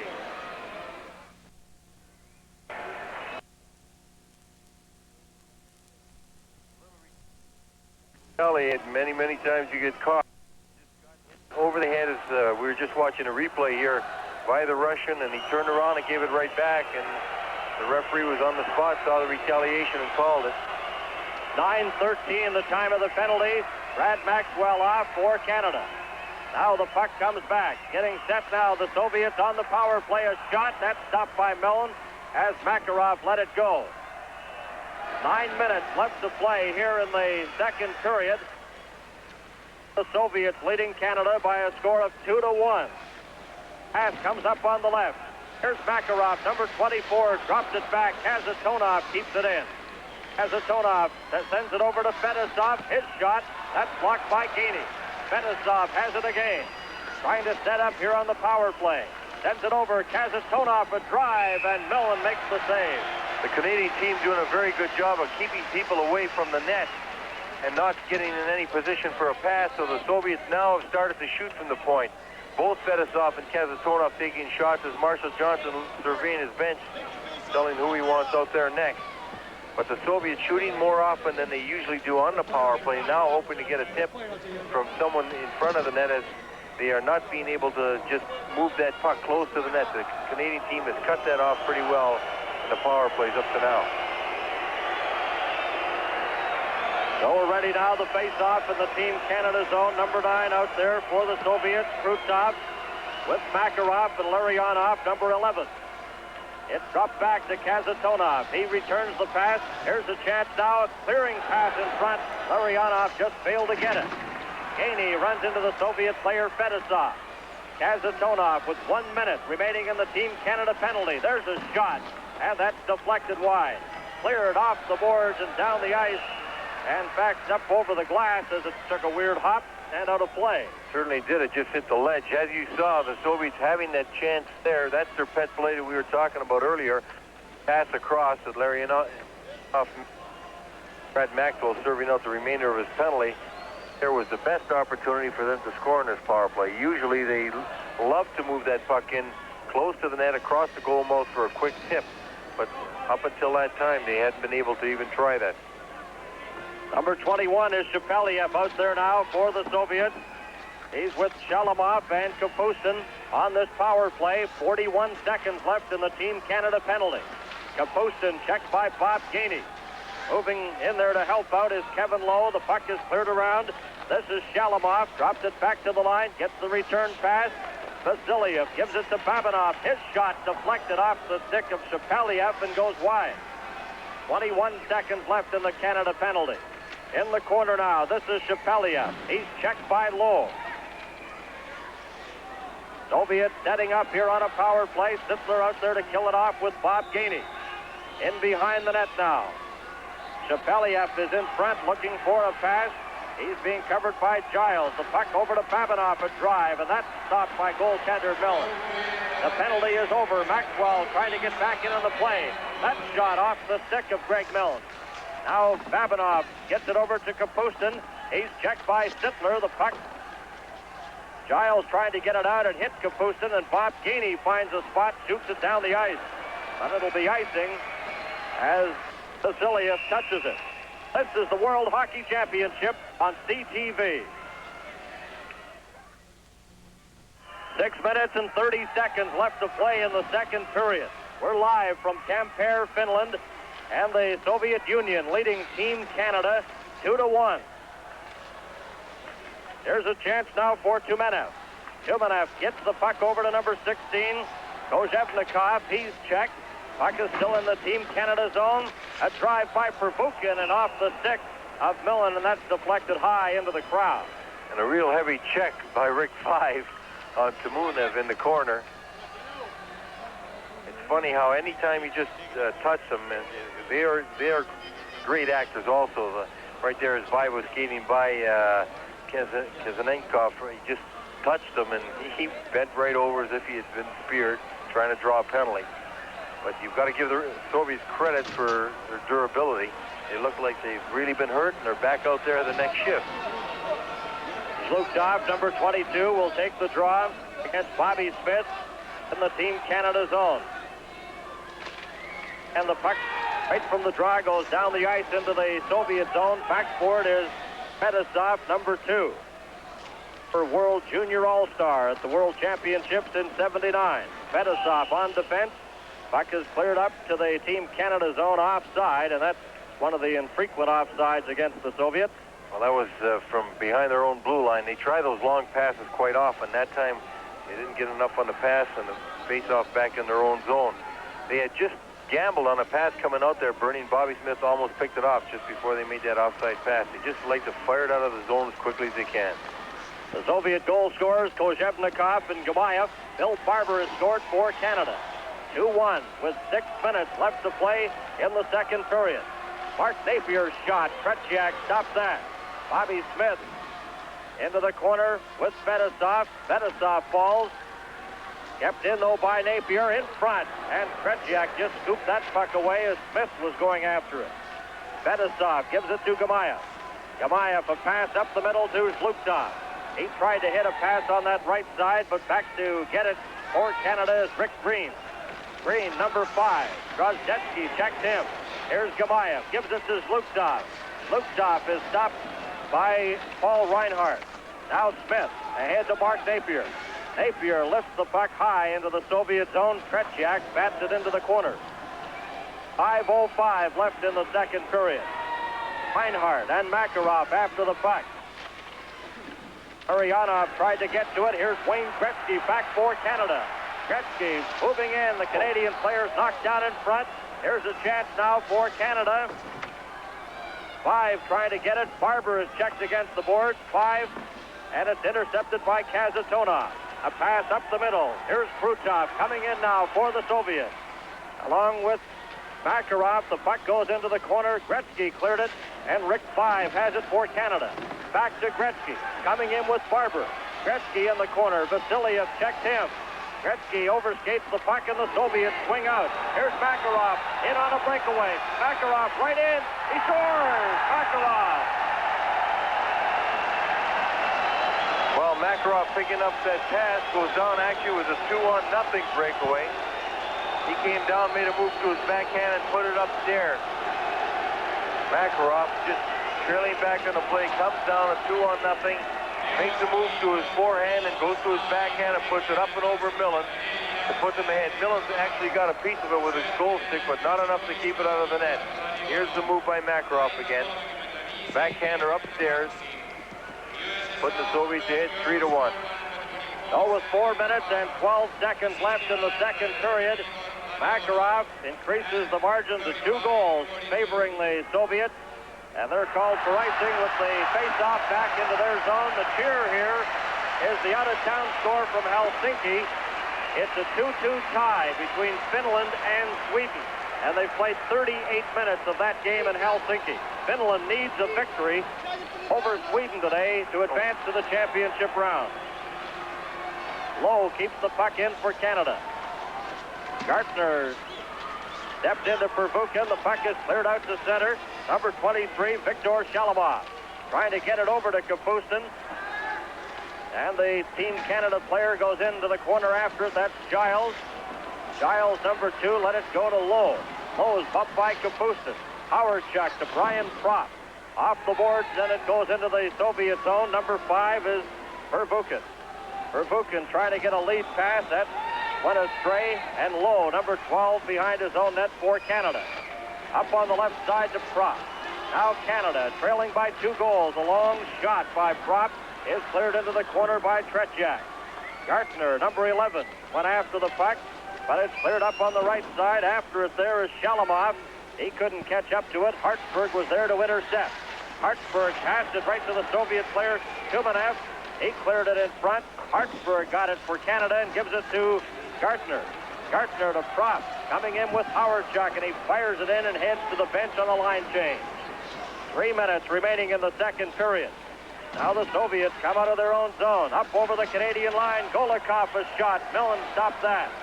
Hartsburg, he's spun and knocked to the ice. There'll be a penalty to the Soviets. A delayed call as Canada has possession. And Millen heads to the bench. Extra player, that's Gretzky. Here comes Bobby Clark. Clark handed it right to the Soviet player, Tumanev, and the penalty coming up now to the Soviets for hooking. Golikov's going off for tripping. Is the World Hockey Championship on CTV. So the penalty to Tumanev of the Soviet Union. So Canada trailing 3-1 on a power play opportunity now. Gretzky's out there with Rick Five, Barber, Giles, and Kevin Lowe. Puck comes to the Soviet player, FETISOV, drops it to Kasatonov, and he fires it off the boards into the Canadian zone. Lowe, he's checked. Giles, number 2.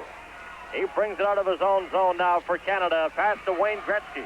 Gretzky up the middle to Barber. Coming in with 5. He bumped with 5 right at the blue line. And Canada offside at the Soviet blue line. Well, Barber and Vive playing the off wings on the power play, trying to crisscross on position, running into each other at the blue line. Oft times you'll see, as a matter of fact, most European teams and now many NHL teams, when they go on the power play, they switch wings, so they got a better shooting advantage. And that's exactly what the Canadian team's doing right now. Now back to the action. The puck cleared into the Team Canada zone. Reinhardt's out there on defense now, and his defense partner is Craig Hartsburg. Hartsburg gives it to Reinhardt. Reinhardt to the Soviet line. He's stopped, and the puck is cleared back into the Canadian zone. Here's Gretzky, number 99. Canada on a power play with 1:52 left to play in the second period. Gretzky over the line, getting set, trying to dump it in front. The puck is loose. Gretzky goes after it for Canada. Here's Gretzky at the side, hauled down. There'll be a penalty to Kasatonov. Another penalty to the Soviets. Gretzky behind the net, he's checked. And FETISOV touches it, and a tripping penalty to Kasatonov of the Soviets. Well, this will be a good opportunity for the Canadian team to cut that lead that the Russians have 3-1 as Kasatonov definitely tripping Gretzky behind the net. Gretzky making his move for his favorite position behind the net, right there getting tripped. Billy Barber is standing on the short side, and Gretzky, once he gains that net, we all know how dangerous he could be. Kasatonov pulled him down, and now he'll be sitting out 2 minutes unless the Canadian team can get 2 quick goals here. They've already in there for tripping, now Kasatonov for tripping. The Canadians 5 Russians leading 3-1. Hello, we're talking there to Alan Eagleson, who's celebrating a birthday today. Another member of the Team Canada party, Ryan Walter, had a birthday yesterday. He was 24. He's out of the tournament, of course, with that shoulder injury, and he's really upset. He was playing so well. It was an unfortunate accident to Ryan Walter. He really was playing well, and he got hit with a body check in the West German game. At first, he didn't think it was that serious, and I just spoke to him before the game. He says it's hurting more now than he did when he got hurt. He asked us to say hi to all his folks back in British Columbia, Ryan Walter. Now here's a chance for Reinhardt. Canada, two-man advantage. Gretzky behind the net to Reinhardt. His shot off the stick. Gretzky has it again. And it's gloved ahead and whistled down by referee Dag Olsen.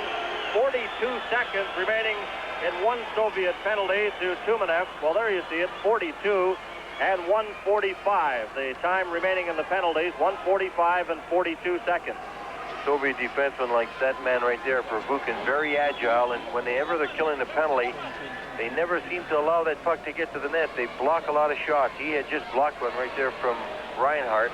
That's one thing the Italian team did against the Canadian team. They just stacked 4 men in front of the net and weren't letting any shots get through. The Soviet defenseman blocked a great amount of shot for TRETYAK. Slugtov wins the draw, clears the puck back into the Team Canada zone.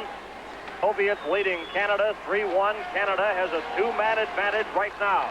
Hartsburg comes to the Soviet line. Good move. Here's Hartsburg coming in, getting set. A shot. TRETYAK stopped that, and what a spectacular move by Craig Hartsburg. Now Reinhardt getting set. He gives it to Hartsburg. Hartsburg passes it over to Gretzky. 1 minute left to play in the period. Gretzky fakes the shot. Now getting set. Clears it into the corner. Back to Gretzky. Gretzky drives, and that's stopped by TRETYAK. Hartsburg, his shot, that's knocked down. 1 second remaining in one of the Soviet penalties, and Gamayev is back on. Bilyaletdinov checks 5. Barber trying to get to the puck. The Soviets could have a break here. Tumanev, he's coming in with Slugtov a shot, and that goes wide. 45 seconds remaining in the Soviet penalty. Here's Barber up over the line for Canada. Into the corner to Gretzky. Gretzky getting set. Watch now. Gretzky fakes the shot, dropped it in front. Reinhardt going in deep after it. And we have 3 seconds left in the period. Reinhardt has it for Canada. And the horn goes to end the second period of play.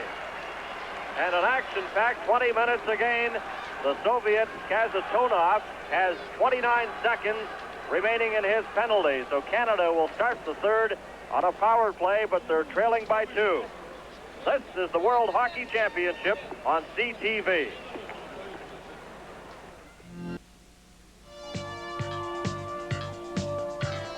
Finland, they are ahead of Team Canada. Joining us now in our CTV control in Toronto is Sherry Basson, who is the general manager of the OHL Oshawa Generals, but perhaps of more note lately, the general manager of Team Canada junior version that not only beat the Soviets 7-0 at the World Junior Championships, but took the gold. Sherry, welcome.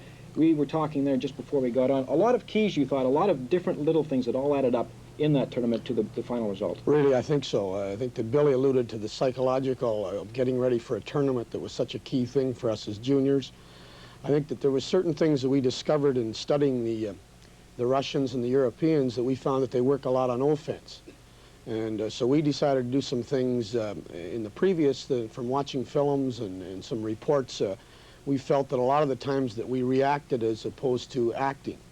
As a matter of fact, I think that that's one of the reasons that we got a lot of penalties in the past, that we would react to certain things. I think if you get a good penalty, good penalties are called action penalties. When you're in the play and trying to move the man and something happens, when you take a reaction penalty, for instance, and get a senseless penalty, one of the key things is we won the Fair Play Club. And I think that that was almost quoted as fiction back here in Canada. I didn't think that they could believe that, but it was a fact, and we eliminated then those extra chances because the Europeans are extremely good in the power play and like to take those advantages. The second thing is that we forechecked them. We even forechecked them. We felt that because they don't work very much on defense, even when you watch them practice, and we've had the chances the few years that I've been involved and watched them when they've come over here, that they spend a lot of time on offense. So with Dave King and our staff, with the help we had from the NHL, and we made a lot of decisions, and we prepared that we were going to forecheck even when we were killing penalties. And we had some good skaters, some pretty smart hockey players. We wanted to take the long pass away from them, too. So we had a man deep to take that long pass up the center. If you notice, they do it a few times today, that they catch you off guard, and you've got to have some discipline.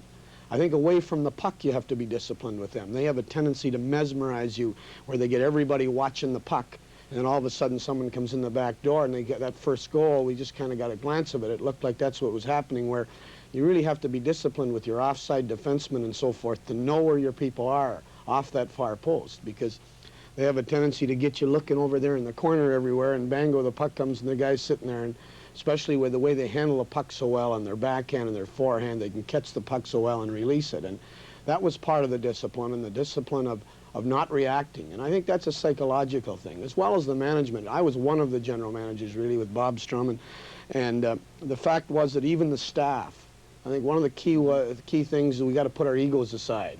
You know, you go there, you got to remember we got young kids that play the power play and everything back at home, and all of a sudden they're coming off the ice.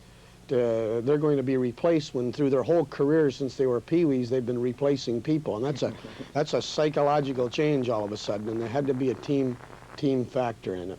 Though all those things, and realistically our goal, when we first went, we went to win a medal. And then it just started to grow. We beat the Russians, and we beat them convincingly 7-0, and we found out they were human. The things that you find the Canadians were credited with when we get behind, they started taking some reaction penalties.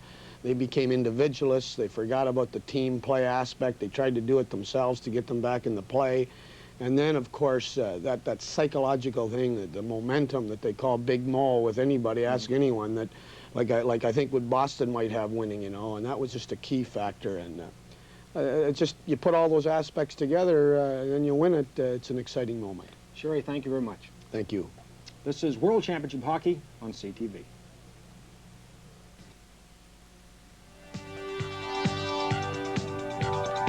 There is just 20 minutes to play, and Team Canada is 2 goals down. It is 3-1 after 2 in Tampere, and Tom Watt is back with his highlight package. Tom, was there any good news for Canadians in that second period? Well, no, I guess it was a little bad news, and the Soviets got 2 goals, but I don't think it's all bad. I think that we've had opportunities to score some goals, and but certainly both the Soviet goals were quite similar, but we have a good play coming up here, and this is what Canada has to do more of. You see Ricky Green staying right with the Soviet player, one-on-one. You know, when you play one-on-ones well at all parts of the ice, you're doing a good job. Now here's Dale Harchuk, and I of course see him a lot, and he just fails to make the play. He likes to gain that line and make the play, but he loses the puck, and the Soviets roar right back, and Gamayev on the second chance puts the Soviets ahead. We get another little look here at the first opportunity. Millen diving to try and stop that puck, but Gamayev coming back for the second opportunity. You can't fault the goaltender certainly on that. But here is what we, you know, what Sherry was talking about, reaction penalties. Here is certainly one. Here's the Soviet checking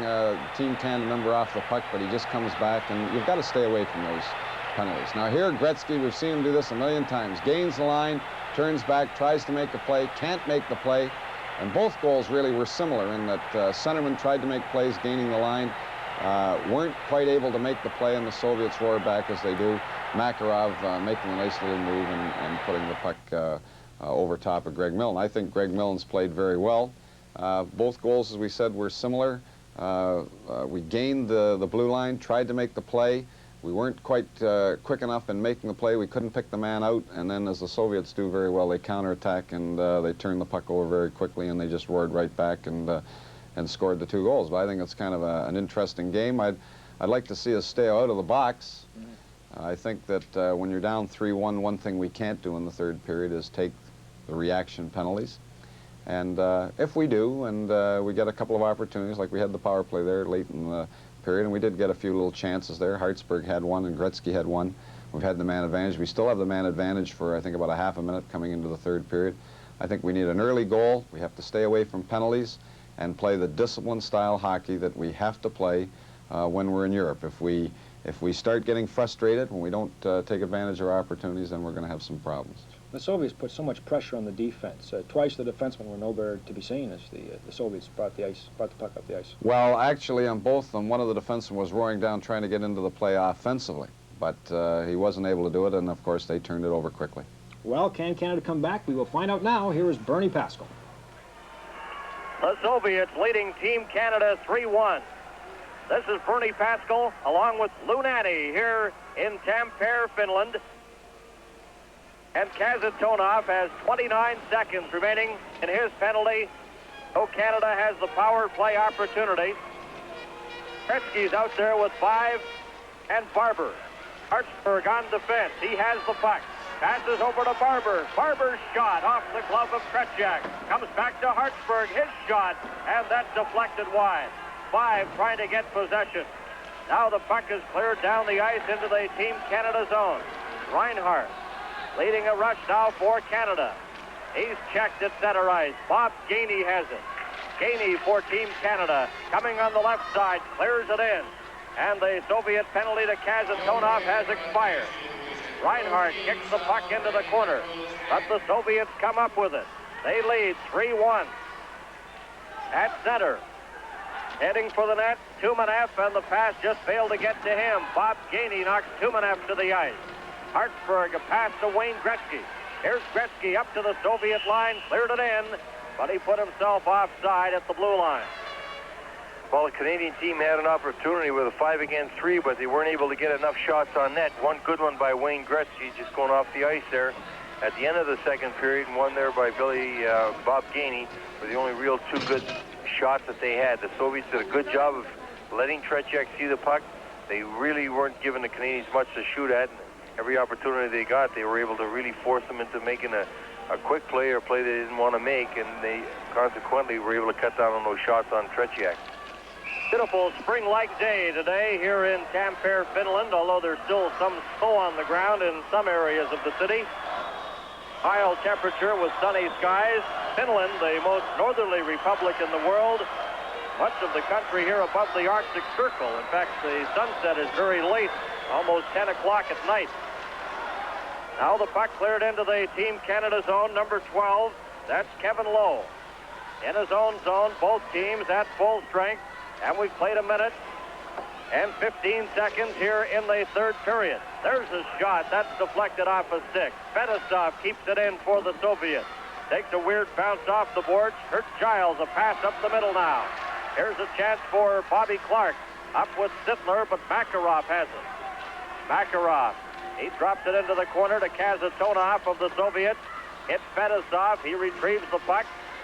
Clears it on the left side. Napier moves in. Sittler couldn't control the bouncing puck. Larionov, he tries to get it in front, and it bounces over, and here comes Mark Napier. Napier of the Montreal Canadiens swings away from KRUTOV.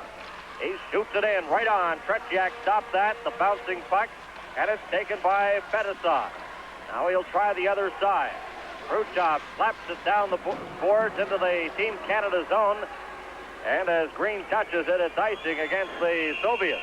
And KRUTOV taken in very heavily again by by Mike Gardner. Has been taken in 3 times, twice by Vive, once by Gardner, and now Gardner just tripped him. Going to get a tripping call as KRUTOV was going to the bench. KRUTOV was having a pretty rough night along the boards, and that's why when he saw the puck coming and he saw Gardner coming, he just slapped it on the ice to get an icing call. Gardner getting upset with KRUTOV as they were having words going off the ice, tripped him. Now Canada's going to be a man short. Well, a rather foolish move by Mike Gardner with KRUTOV going to the bench. Marshall Johnson, well, I think that look tells it all. Not a good penalty to take, and you don't want to be taking penalties when you're down 3-1, and you know every opportunity the Soviets got to put you in an outman situation. They're going to probably get a couple good opportunities to score themselves. Canada needing everybody they can to get on the ice and to be at full strength as much as possible in order to get another goal, put them right back in this hockey game. Time of the penalty, 2 minutes, 11 seconds. Gardner for tripping. Greg Millen in goal for Canada has played well in this game, his 4th game of the championship. Former junior with Peterborough and Sault Ste. Marie. Now a member of the Hartford Whalers. So we'll see what the Soviets do on this power play opportunity. Babinov, number 4. Now he clears the puck ahead. It's brought out by number 8. That's Sergei Kapustin. Kapustin sends it over to Babinov. Sidesteps one Team Canada player. And it's shot ahead to Craig Hartsburg. He's checked by Vasilia. Hartsburg slips and falls, but the puck is in the Soviet zone. Babinov with 1.5 minutes remaining in the penalty to Gardner. Intercepted by Bob Gainey. He slaps it off the boards deep into his own zone. Reinhardt for Canada finds a spot, and he shoots it into the Soviet territory. Canada changing on the go here as Vasiliev brings it out. Vasiliev, a pass on the right side. Number 23, Shalimov. He's tried to get it in front, and Brian Propp is back to get it for Canada, but he can't get it outside the line. Now Paul Reinhardt will try. He cleared it out to center ice. 55 seconds left in the Team Canada penalty. The Soviets lead 3-1. Now the pass comes on the right side off the skates of Viktor Shalimov, and Brian Propp gives it to Darryl Sittler. Sittler backhands the puck down the ice as Canada successfully killing off this penalty with 35 seconds remaining in the penalty to Gartner. Kasatonov, number 7, up now for the Soviets.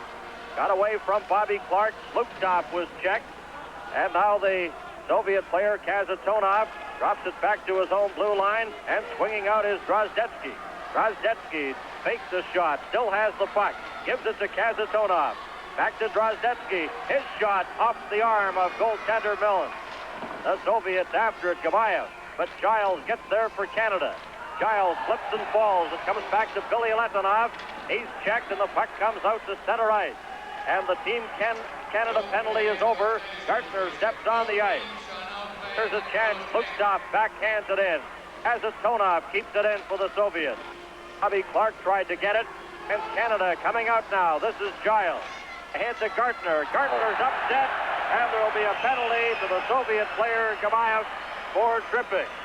Well, Canada getting the opportunity to go in a power play now as Gartner receiving a pass from Kurt Giles, was just starting to accelerate around the outside of the defenseman, but Gamayev pulled him down before he could. You see Gartner right there starting to head for the outside open ice, and he had Kasatonov flat-footed. This is the World Hockey Championship on CTV.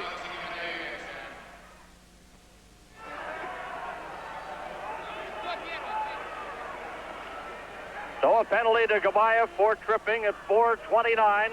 And we're going to get a stick measurement here, Bernie. They're going to try it right now. Well, we've been waiting for that, Lou, all day. And the stick measurement coming up. And this is interesting because they do not have the proper device for a stick measurement here. The NHL referee, Terry Gregson, telling us before the game. Now look at this. They put the puck down, and they try to get a coin underneath it. They got it. And they got it. The 5 against 3, a good time to make that call. That stick, Kozienkov, was outside the locker room before the game, and I know Dino Cicerelli walked up and he says, take a look at that stick. And he said, that one's a big hook because we're going to be looking for a call. And he had called over Max McNabb and says, Max, you look at that one right there. So they were waiting to get him on the ice, and they got him, and now it'll be a 5 against 3.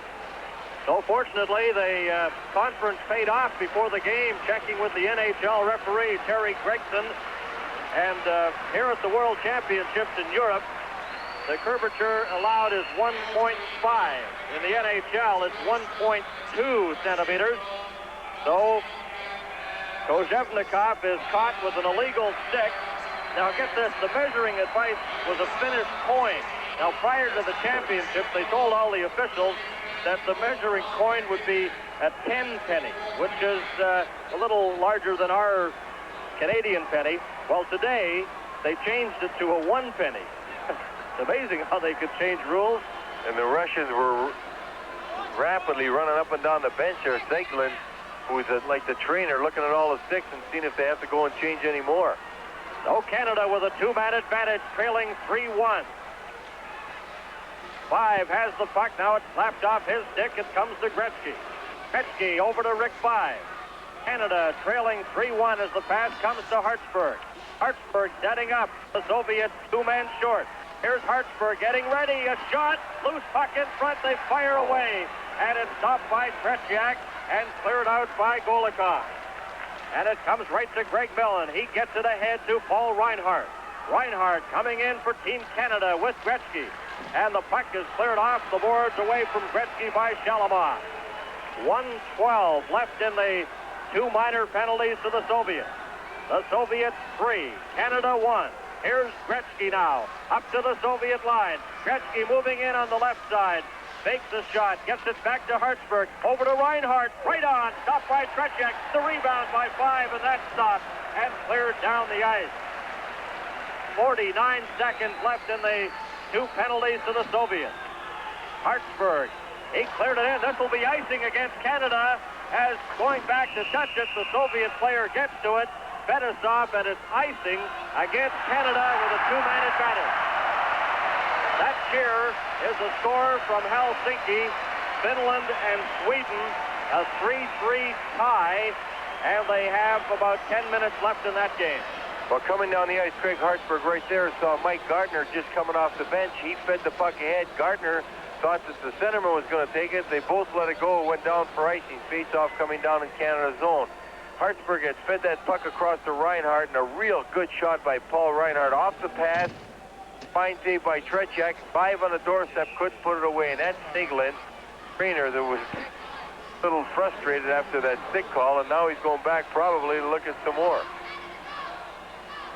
Soviets leading 3-1, 41 seconds remaining in the 2 Soviet penalties. Shepelev. Kozhevnikov is in the penalty box along with Gamayev. Kozhevnikov, Gamayev, and Makarov have scored the goals for the Soviets. Barber scored for Canada the opening goal of the game. Howardchuk is knocked against the board. Canada on the power play. It comes back to Giles. Here's Giles' shot. That's stopped by TRETYAK. Lukhtov cleared it down the ice. 21 seconds left in the power play as Giles goes deep in his own zone for Canada. A pass intended for Gainey got away from him. TRETYAK steers the puck to the corner. FETISOV. 9 seconds left in the double minors to the Soviets. And Canada has not really had a good scoring opportunity. Here's Gretzky, winding up in his own zone. The penalties are over. Gretzky's over the line as Johnny broke his stick. And FETISOV has the puck, cleared it around the board. Here's Gamayev. Soviets on the attack. Gamayev with Kozhevnikov getting set. His shot, Lukhtov, and he's stopped by Craig Millen. As the Soviets came dangerously close there to increasing the lead. 13 minutes and 5 seconds left in the third period. Back in the Soviet zone, Bob Gainey gets it to Cicerelli. Dino Cicerelli, number 17. Pucked against the boards by Igor Larionov. Now it's brought out by Kozhevnikov, number 16. Just steers the puck into the Team Canada zone. Bobby Smith in there after it, and he comes up with it. Smith of the Minnesota North Stars, number 15. Up to center, the pass intended for Maxwell. That was intercepted by Makarov. Now Smith gets it back for Canada. Here's Smith coming over the line, and it's slapped off his stick. Makarov and Maxwell, but Brad Maxwell gets back quickly to cover up. He gives it to Daryl Sittler, who handed it right to the Soviet player Larionov. Now Canada has it again. Here's Napier coming in, a shot, and that's stopped by TRETYAK. And the Soviets come out of their own zone. Makarov ahead now to Krutov, and it's slapped off his stick. Cleared off the boards, and Smith has it for Canada. As we approach the 8-minute mark here in the third period, Smith to the Soviet line, looking for someone to pass it to. Hit Makarov with the pass, gets it back, directs it behind the net. Mark Napier chased by Babinov. He dumps it into the corner to Daryl Sittler. In front, here's a shot, he scores! Paul Reinhardt scores for Canada. Get a little excited on that one. A fine three-way passing play, you'll see right here. And Sittler spotting Reinhardt, who had moved in from the point all alone. And Reinhardt getting a good, fast wrist shot away up high on TRETYAK.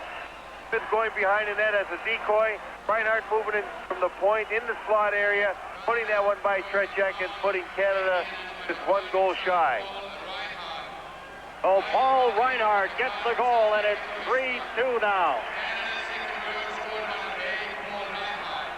This is the World Hockey Championship on CTV.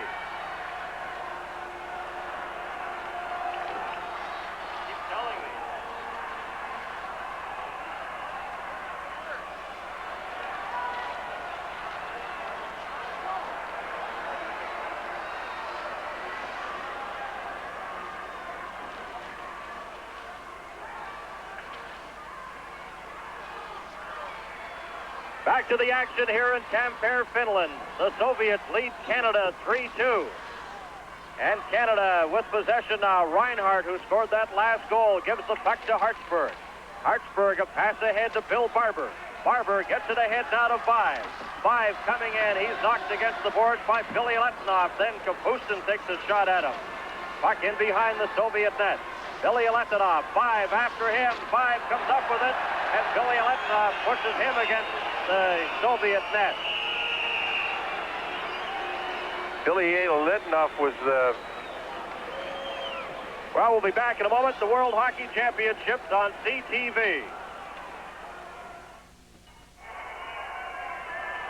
We have 10 minutes and 46 seconds left to play in the third period. The Soviets lead Canada 3-2. This is Bernie Pascal along with Lou Nanny. And in our Toronto studios, Dan Matheson and Tom Watt.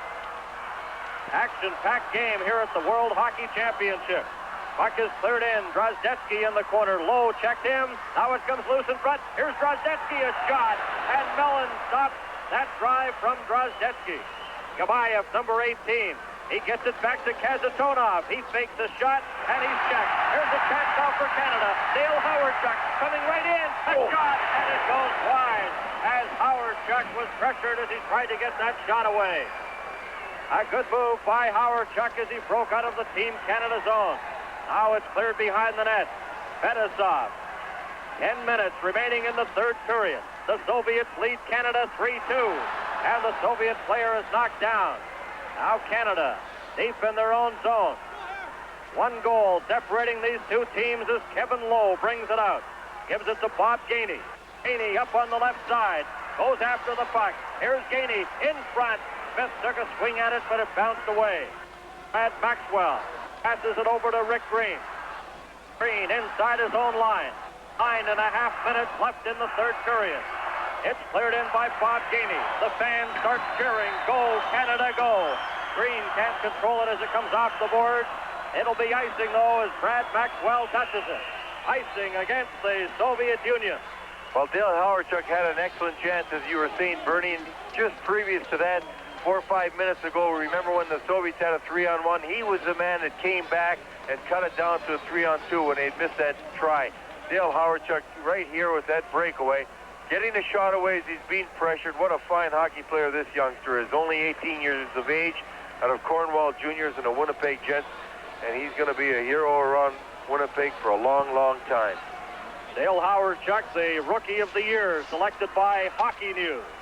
And the Coach of the Year, selected by Hockey News, Tom Watt, who's working with us on this telecast in Toronto.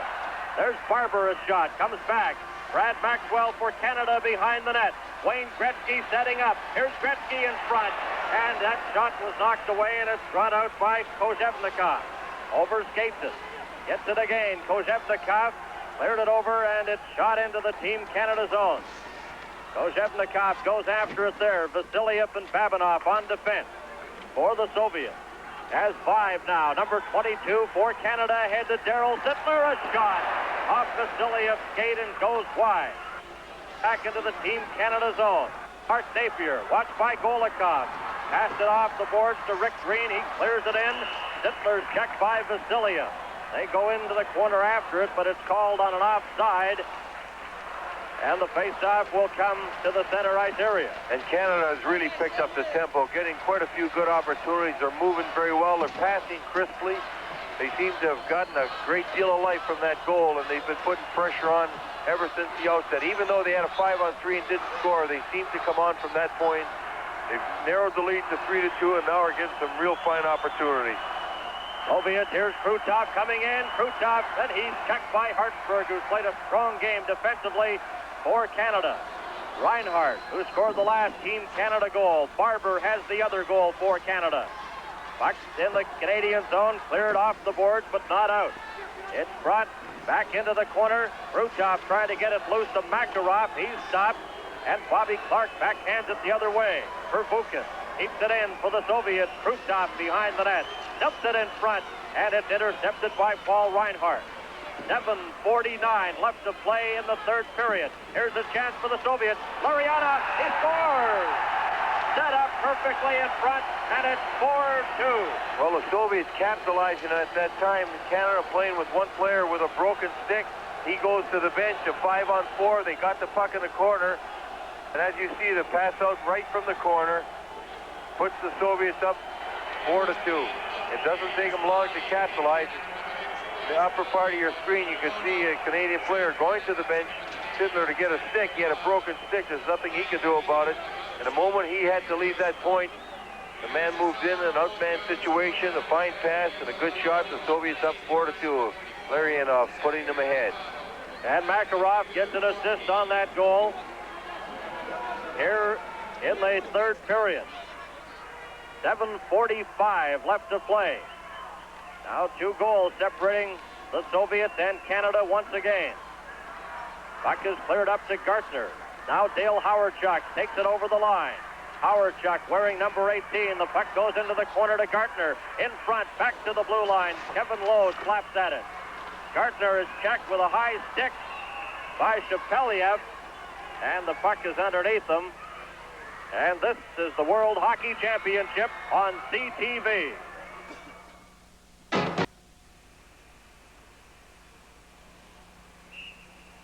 Welcome back to Tampere, Finland. Bernie Pascal, along with Lou Nanny and our ZTV sports crew, with the Soviets leading Team Canada by a score of 4-2. And it's an evening game here in Tampere. In fact, it's 10 minutes after 8 p.m. Of course, in Vancouver now, it's 10 after 9 in the morning, and just lunchtime in Eastern Canada, 10 minutes after 12. But here, it's evening, 10 minutes after 8. Now the Soviets get a shot. Greg Millen comes up with it and takes no chances with 2 Soviet players standing right there. I thought maybe he was going to skate right over to the dot and lay the puck down for him. Greg Millen played a strong game in the net for Canada. He had 2 Soviets right on his doorstep, so he held on to it and got the face-off. The 2 linesmen for this game are both from Finland. There's one of them, that's Peter Pomal, and he's a school teacher here in Tampere. The referee is Dag Olsen from Sweden. 7 minutes and 1 second remain in the third period, with the Soviets leading Canada 4-2. And in Helsinki, Finland and Sweden, a 3-3 tie. We're going to have another stick measurement, Bernie. They're going to try Drozdetsky's now. Before they're done, the Soviets are going to need all new sticks if they're illegal. Well, you pointed out, Lou, they were checking all the sticks at the bench. It'll be interesting to see what happens here. They got it. Well, you should see their sticks when they're out by the stick rack. They've got real large curves in them. I wonder that they don't realize that. You know, before, a couple games ago, the U.S. team, we had the storage room there, and we were trying to get in, and the trainer forgot his key, so he was going to walk back to get a key. The Russian trainer came over that cycling with a key and opened our storage room. Didn't look very nice. So we tried our key in their room, didn't work. And also, point out here, too, the 2 dressing rooms, Canada and the Soviets, are side by side at the end of a corridor. And all the sticks are right outside the door, so Fred Berenson, Marsh Johnson, and Dave King, the coaches, were looking over all those sticks before the game. Made some good calls here. So the Soviets undefeated with 6 straight victories. They have 12 points. Czechoslovakia defeated Italy 10-0 today, so Czechoslovakia, for the moment at least, are second with 9. Canada and Sweden are tied next with 8 points apiece. And it gets very testy from then on, because Finland, with a win today, would move into the round-robin competition, eliminating Sweden. But that game is tied up in the third period. So numerous things can happen. There are numerous possibilities as far as the 4 final playoff spots are concerned. Here's Gretzky, a pass, up by TRETYAK. As Canada on the power play had a scoring opportunity there by Rick By. Now Reinhardt gets it ahead to Brian Propp. Over to Hartsburg. Zlukov checked him. Allen comes away out of the net. 1:20 left in the Soviet penalty to Drozdetsky.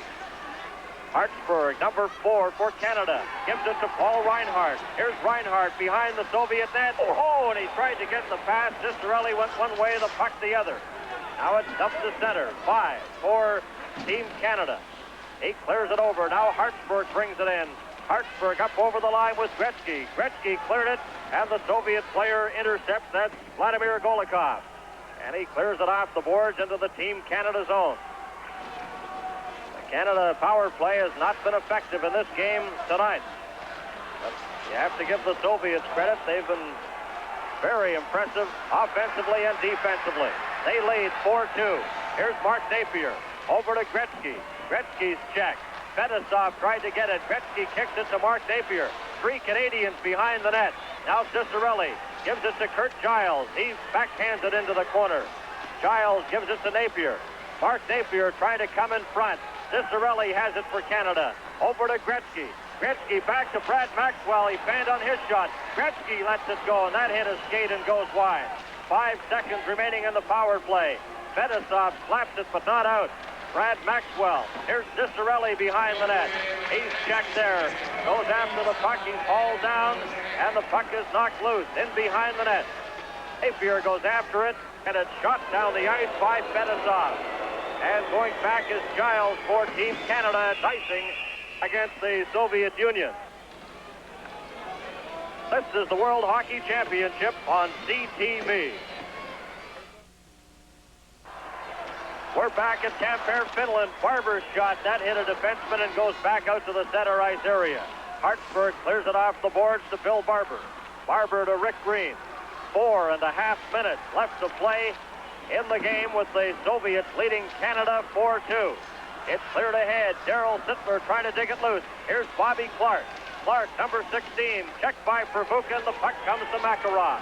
Makarov back for the Soviets. Over to Krutov. His long shot. And that's stopped by Greg Mills. Leaves it for Craig Hartsburg. Hartsburg, number 4, gets a pass to Bobby Clark. Back to Hartsburg.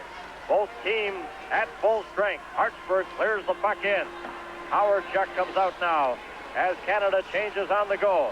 Krutov overskates it. It's stolen by Gartner. Gartner passed in front. Here's Howard Chuck, and he couldn't get a shot as he was stopped by Pervukin. Prop, his drive. And that was a drive, Bernie. What a shot by Brian Prop.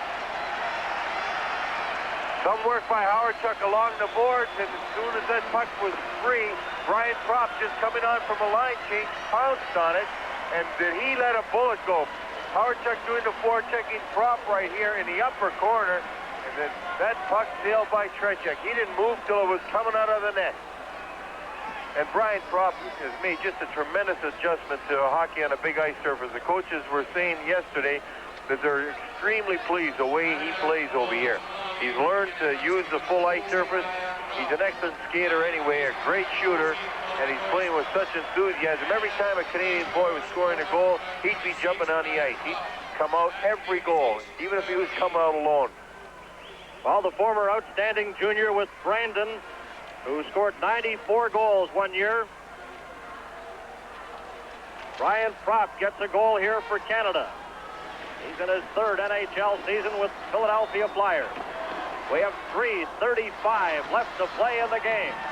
1 goal separating Team Canada and the Soviet Union. This is Giles. He's checked by Shalimov, but gets the puck ahead to Brian Prop. Prop clears it off the board. Canada on the attack. Here's Dale Howard Chuck. Gartner in front. Oh, and he went after the puck, and it deflected off his stick, but missed the net. Gartner in front again. And it's cleared off the boards out to center. Canada putting on some pressure now. Here's Gartner coming in, but it's called offside at the Soviet line. This is the World Hockey Championship on CTV.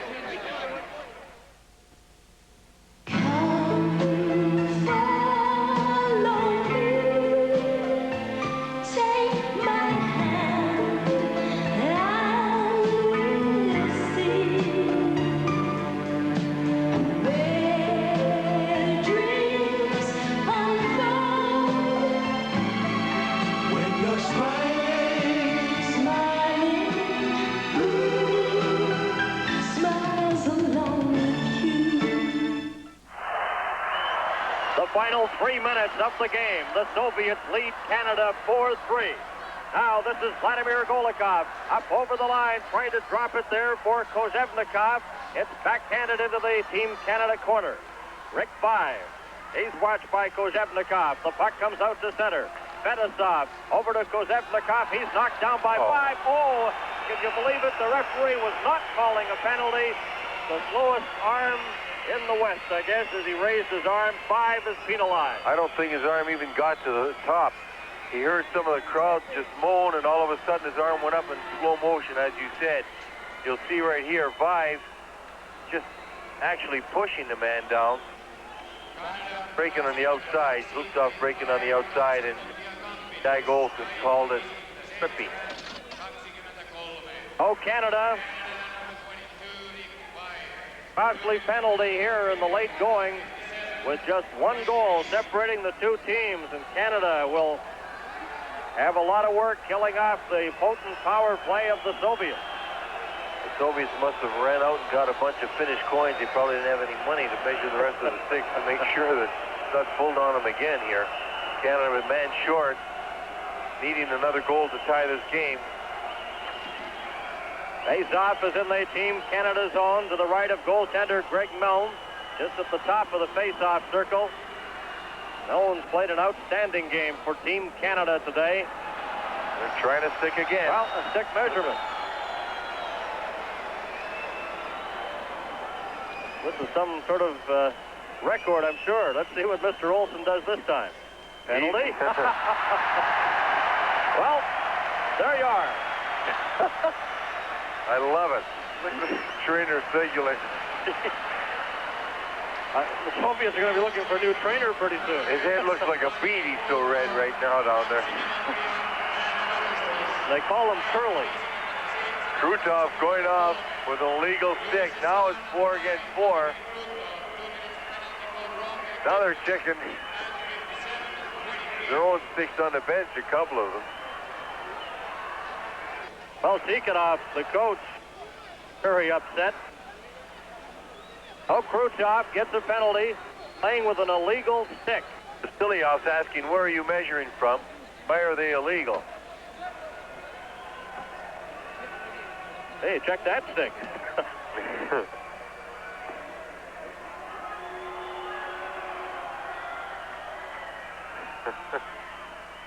So the Soviets, Krutov in the penalty box. It's 4-3. They're gonna spend a couple hours tonight, Bernie, checking all their sticks for the playoff round starting tomorrow. So we're going to have an action-packed finish to this game as the Soviet captain Vasiliev heads to the bench. Of course, in the first round of the playoffs tomorrow, it'll be the number 1 team. That'll be the Soviets against number 4. And that's anyone's guess at this point, because Sweden and Finland still engaged in their game in Helsinki this afternoon. And that's tied in the 3rd period. So tomorrow in the first playoff, it'll be Team 1 against Team 4, and then Team 2 against Team 3. The only thing that's assured at this point is that the Soviets will be number 1. But anything could happen because Czechoslovakia is second with 9 points. Canada and Sweden tied with 8. Finland has 6 points, and Finland with a win today over Sweden, then they'd be in because although they'd be tied in points, the victory today would give Finland the nod. So I think it happened there. Here's Gretzky coming in for Canada. Gretzky is checked, and they're calling it an offside play. Sweden and Finland tied 3-3. There's a final score just going up on the board. So Finland doesn't make it now. They finish with 7.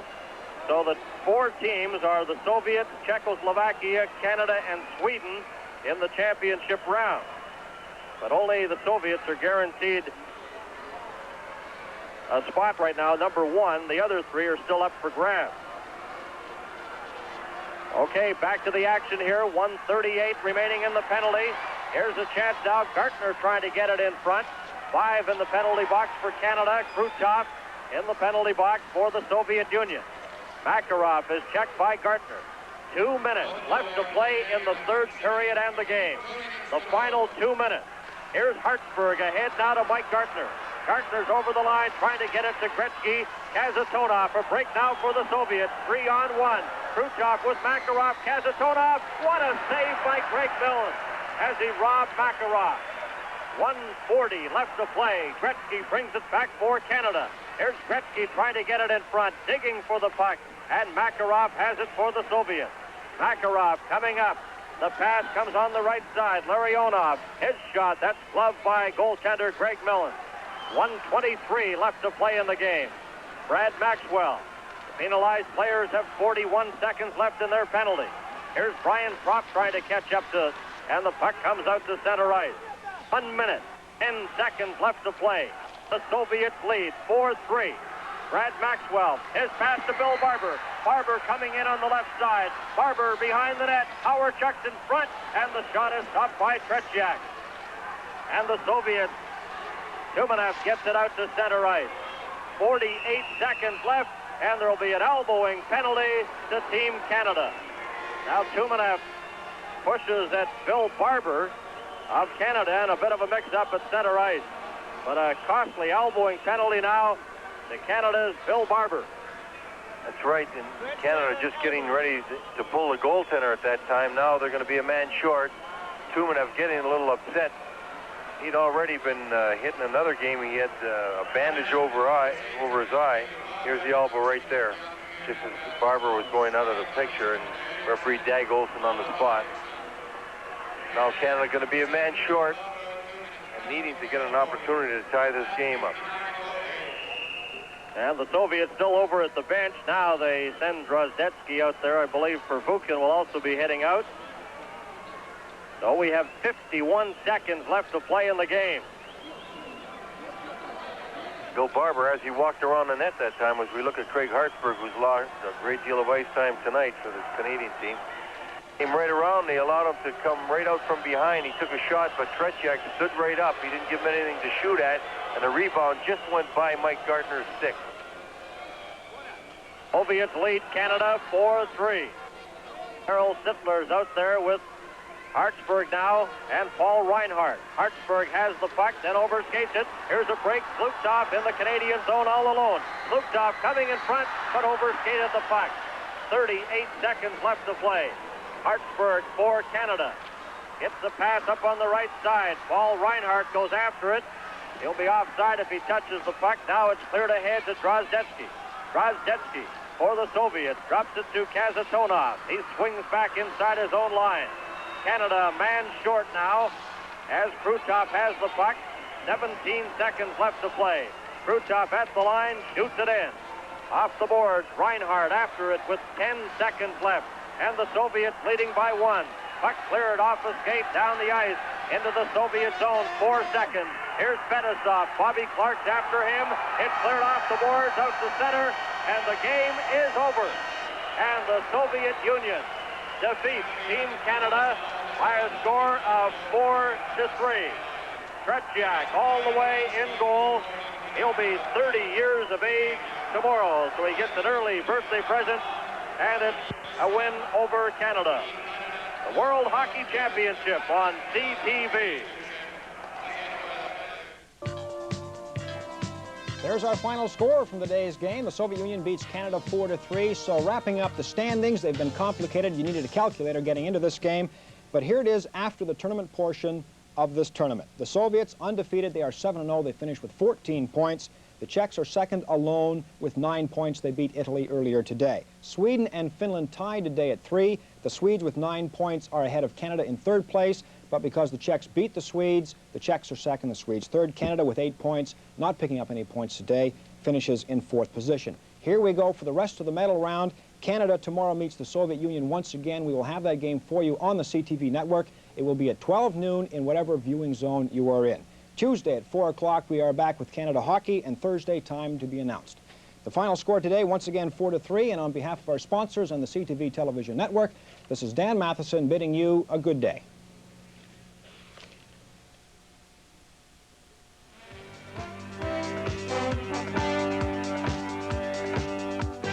The World Hockey Championships have been brought to you by the CTV television network and our affiliated stations.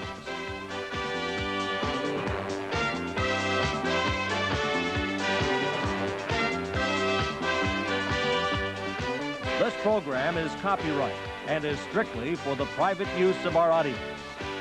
Any reproduction or retransmission, in whole or in part, without the express written consent of Harcum Consultants, and the CTV television network is strictly prohibited.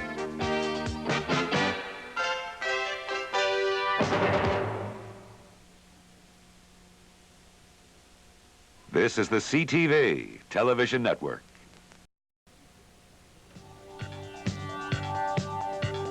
The score in Finland 1-1 on goals by Bill Barber for Canada and Viktor Kozevnikov for the Soviet Union. And we'd like to take this opportunity to remind you that this September will mark the 10th anniversary of Super Series 72. That was the hockey summit meeting between Canada and the USSR that revived Canadian participation and certainly Canadian interest in international hockey. Do you remember the final game of that series in Moscow? Well, here's a refresher course. Canada and the Soviets are tied 3-3. Canada carrying the play at this stage. Here's a roll right in front of the net. They score! Yakushev was right in front of the net. And there's that deadly shot again from close in to give the Soviet a 4-3 lead. Yakushev has to be the Soviet's most dangerous player. He's parked right at the top of the goal crease. He's not trying to get his mercy.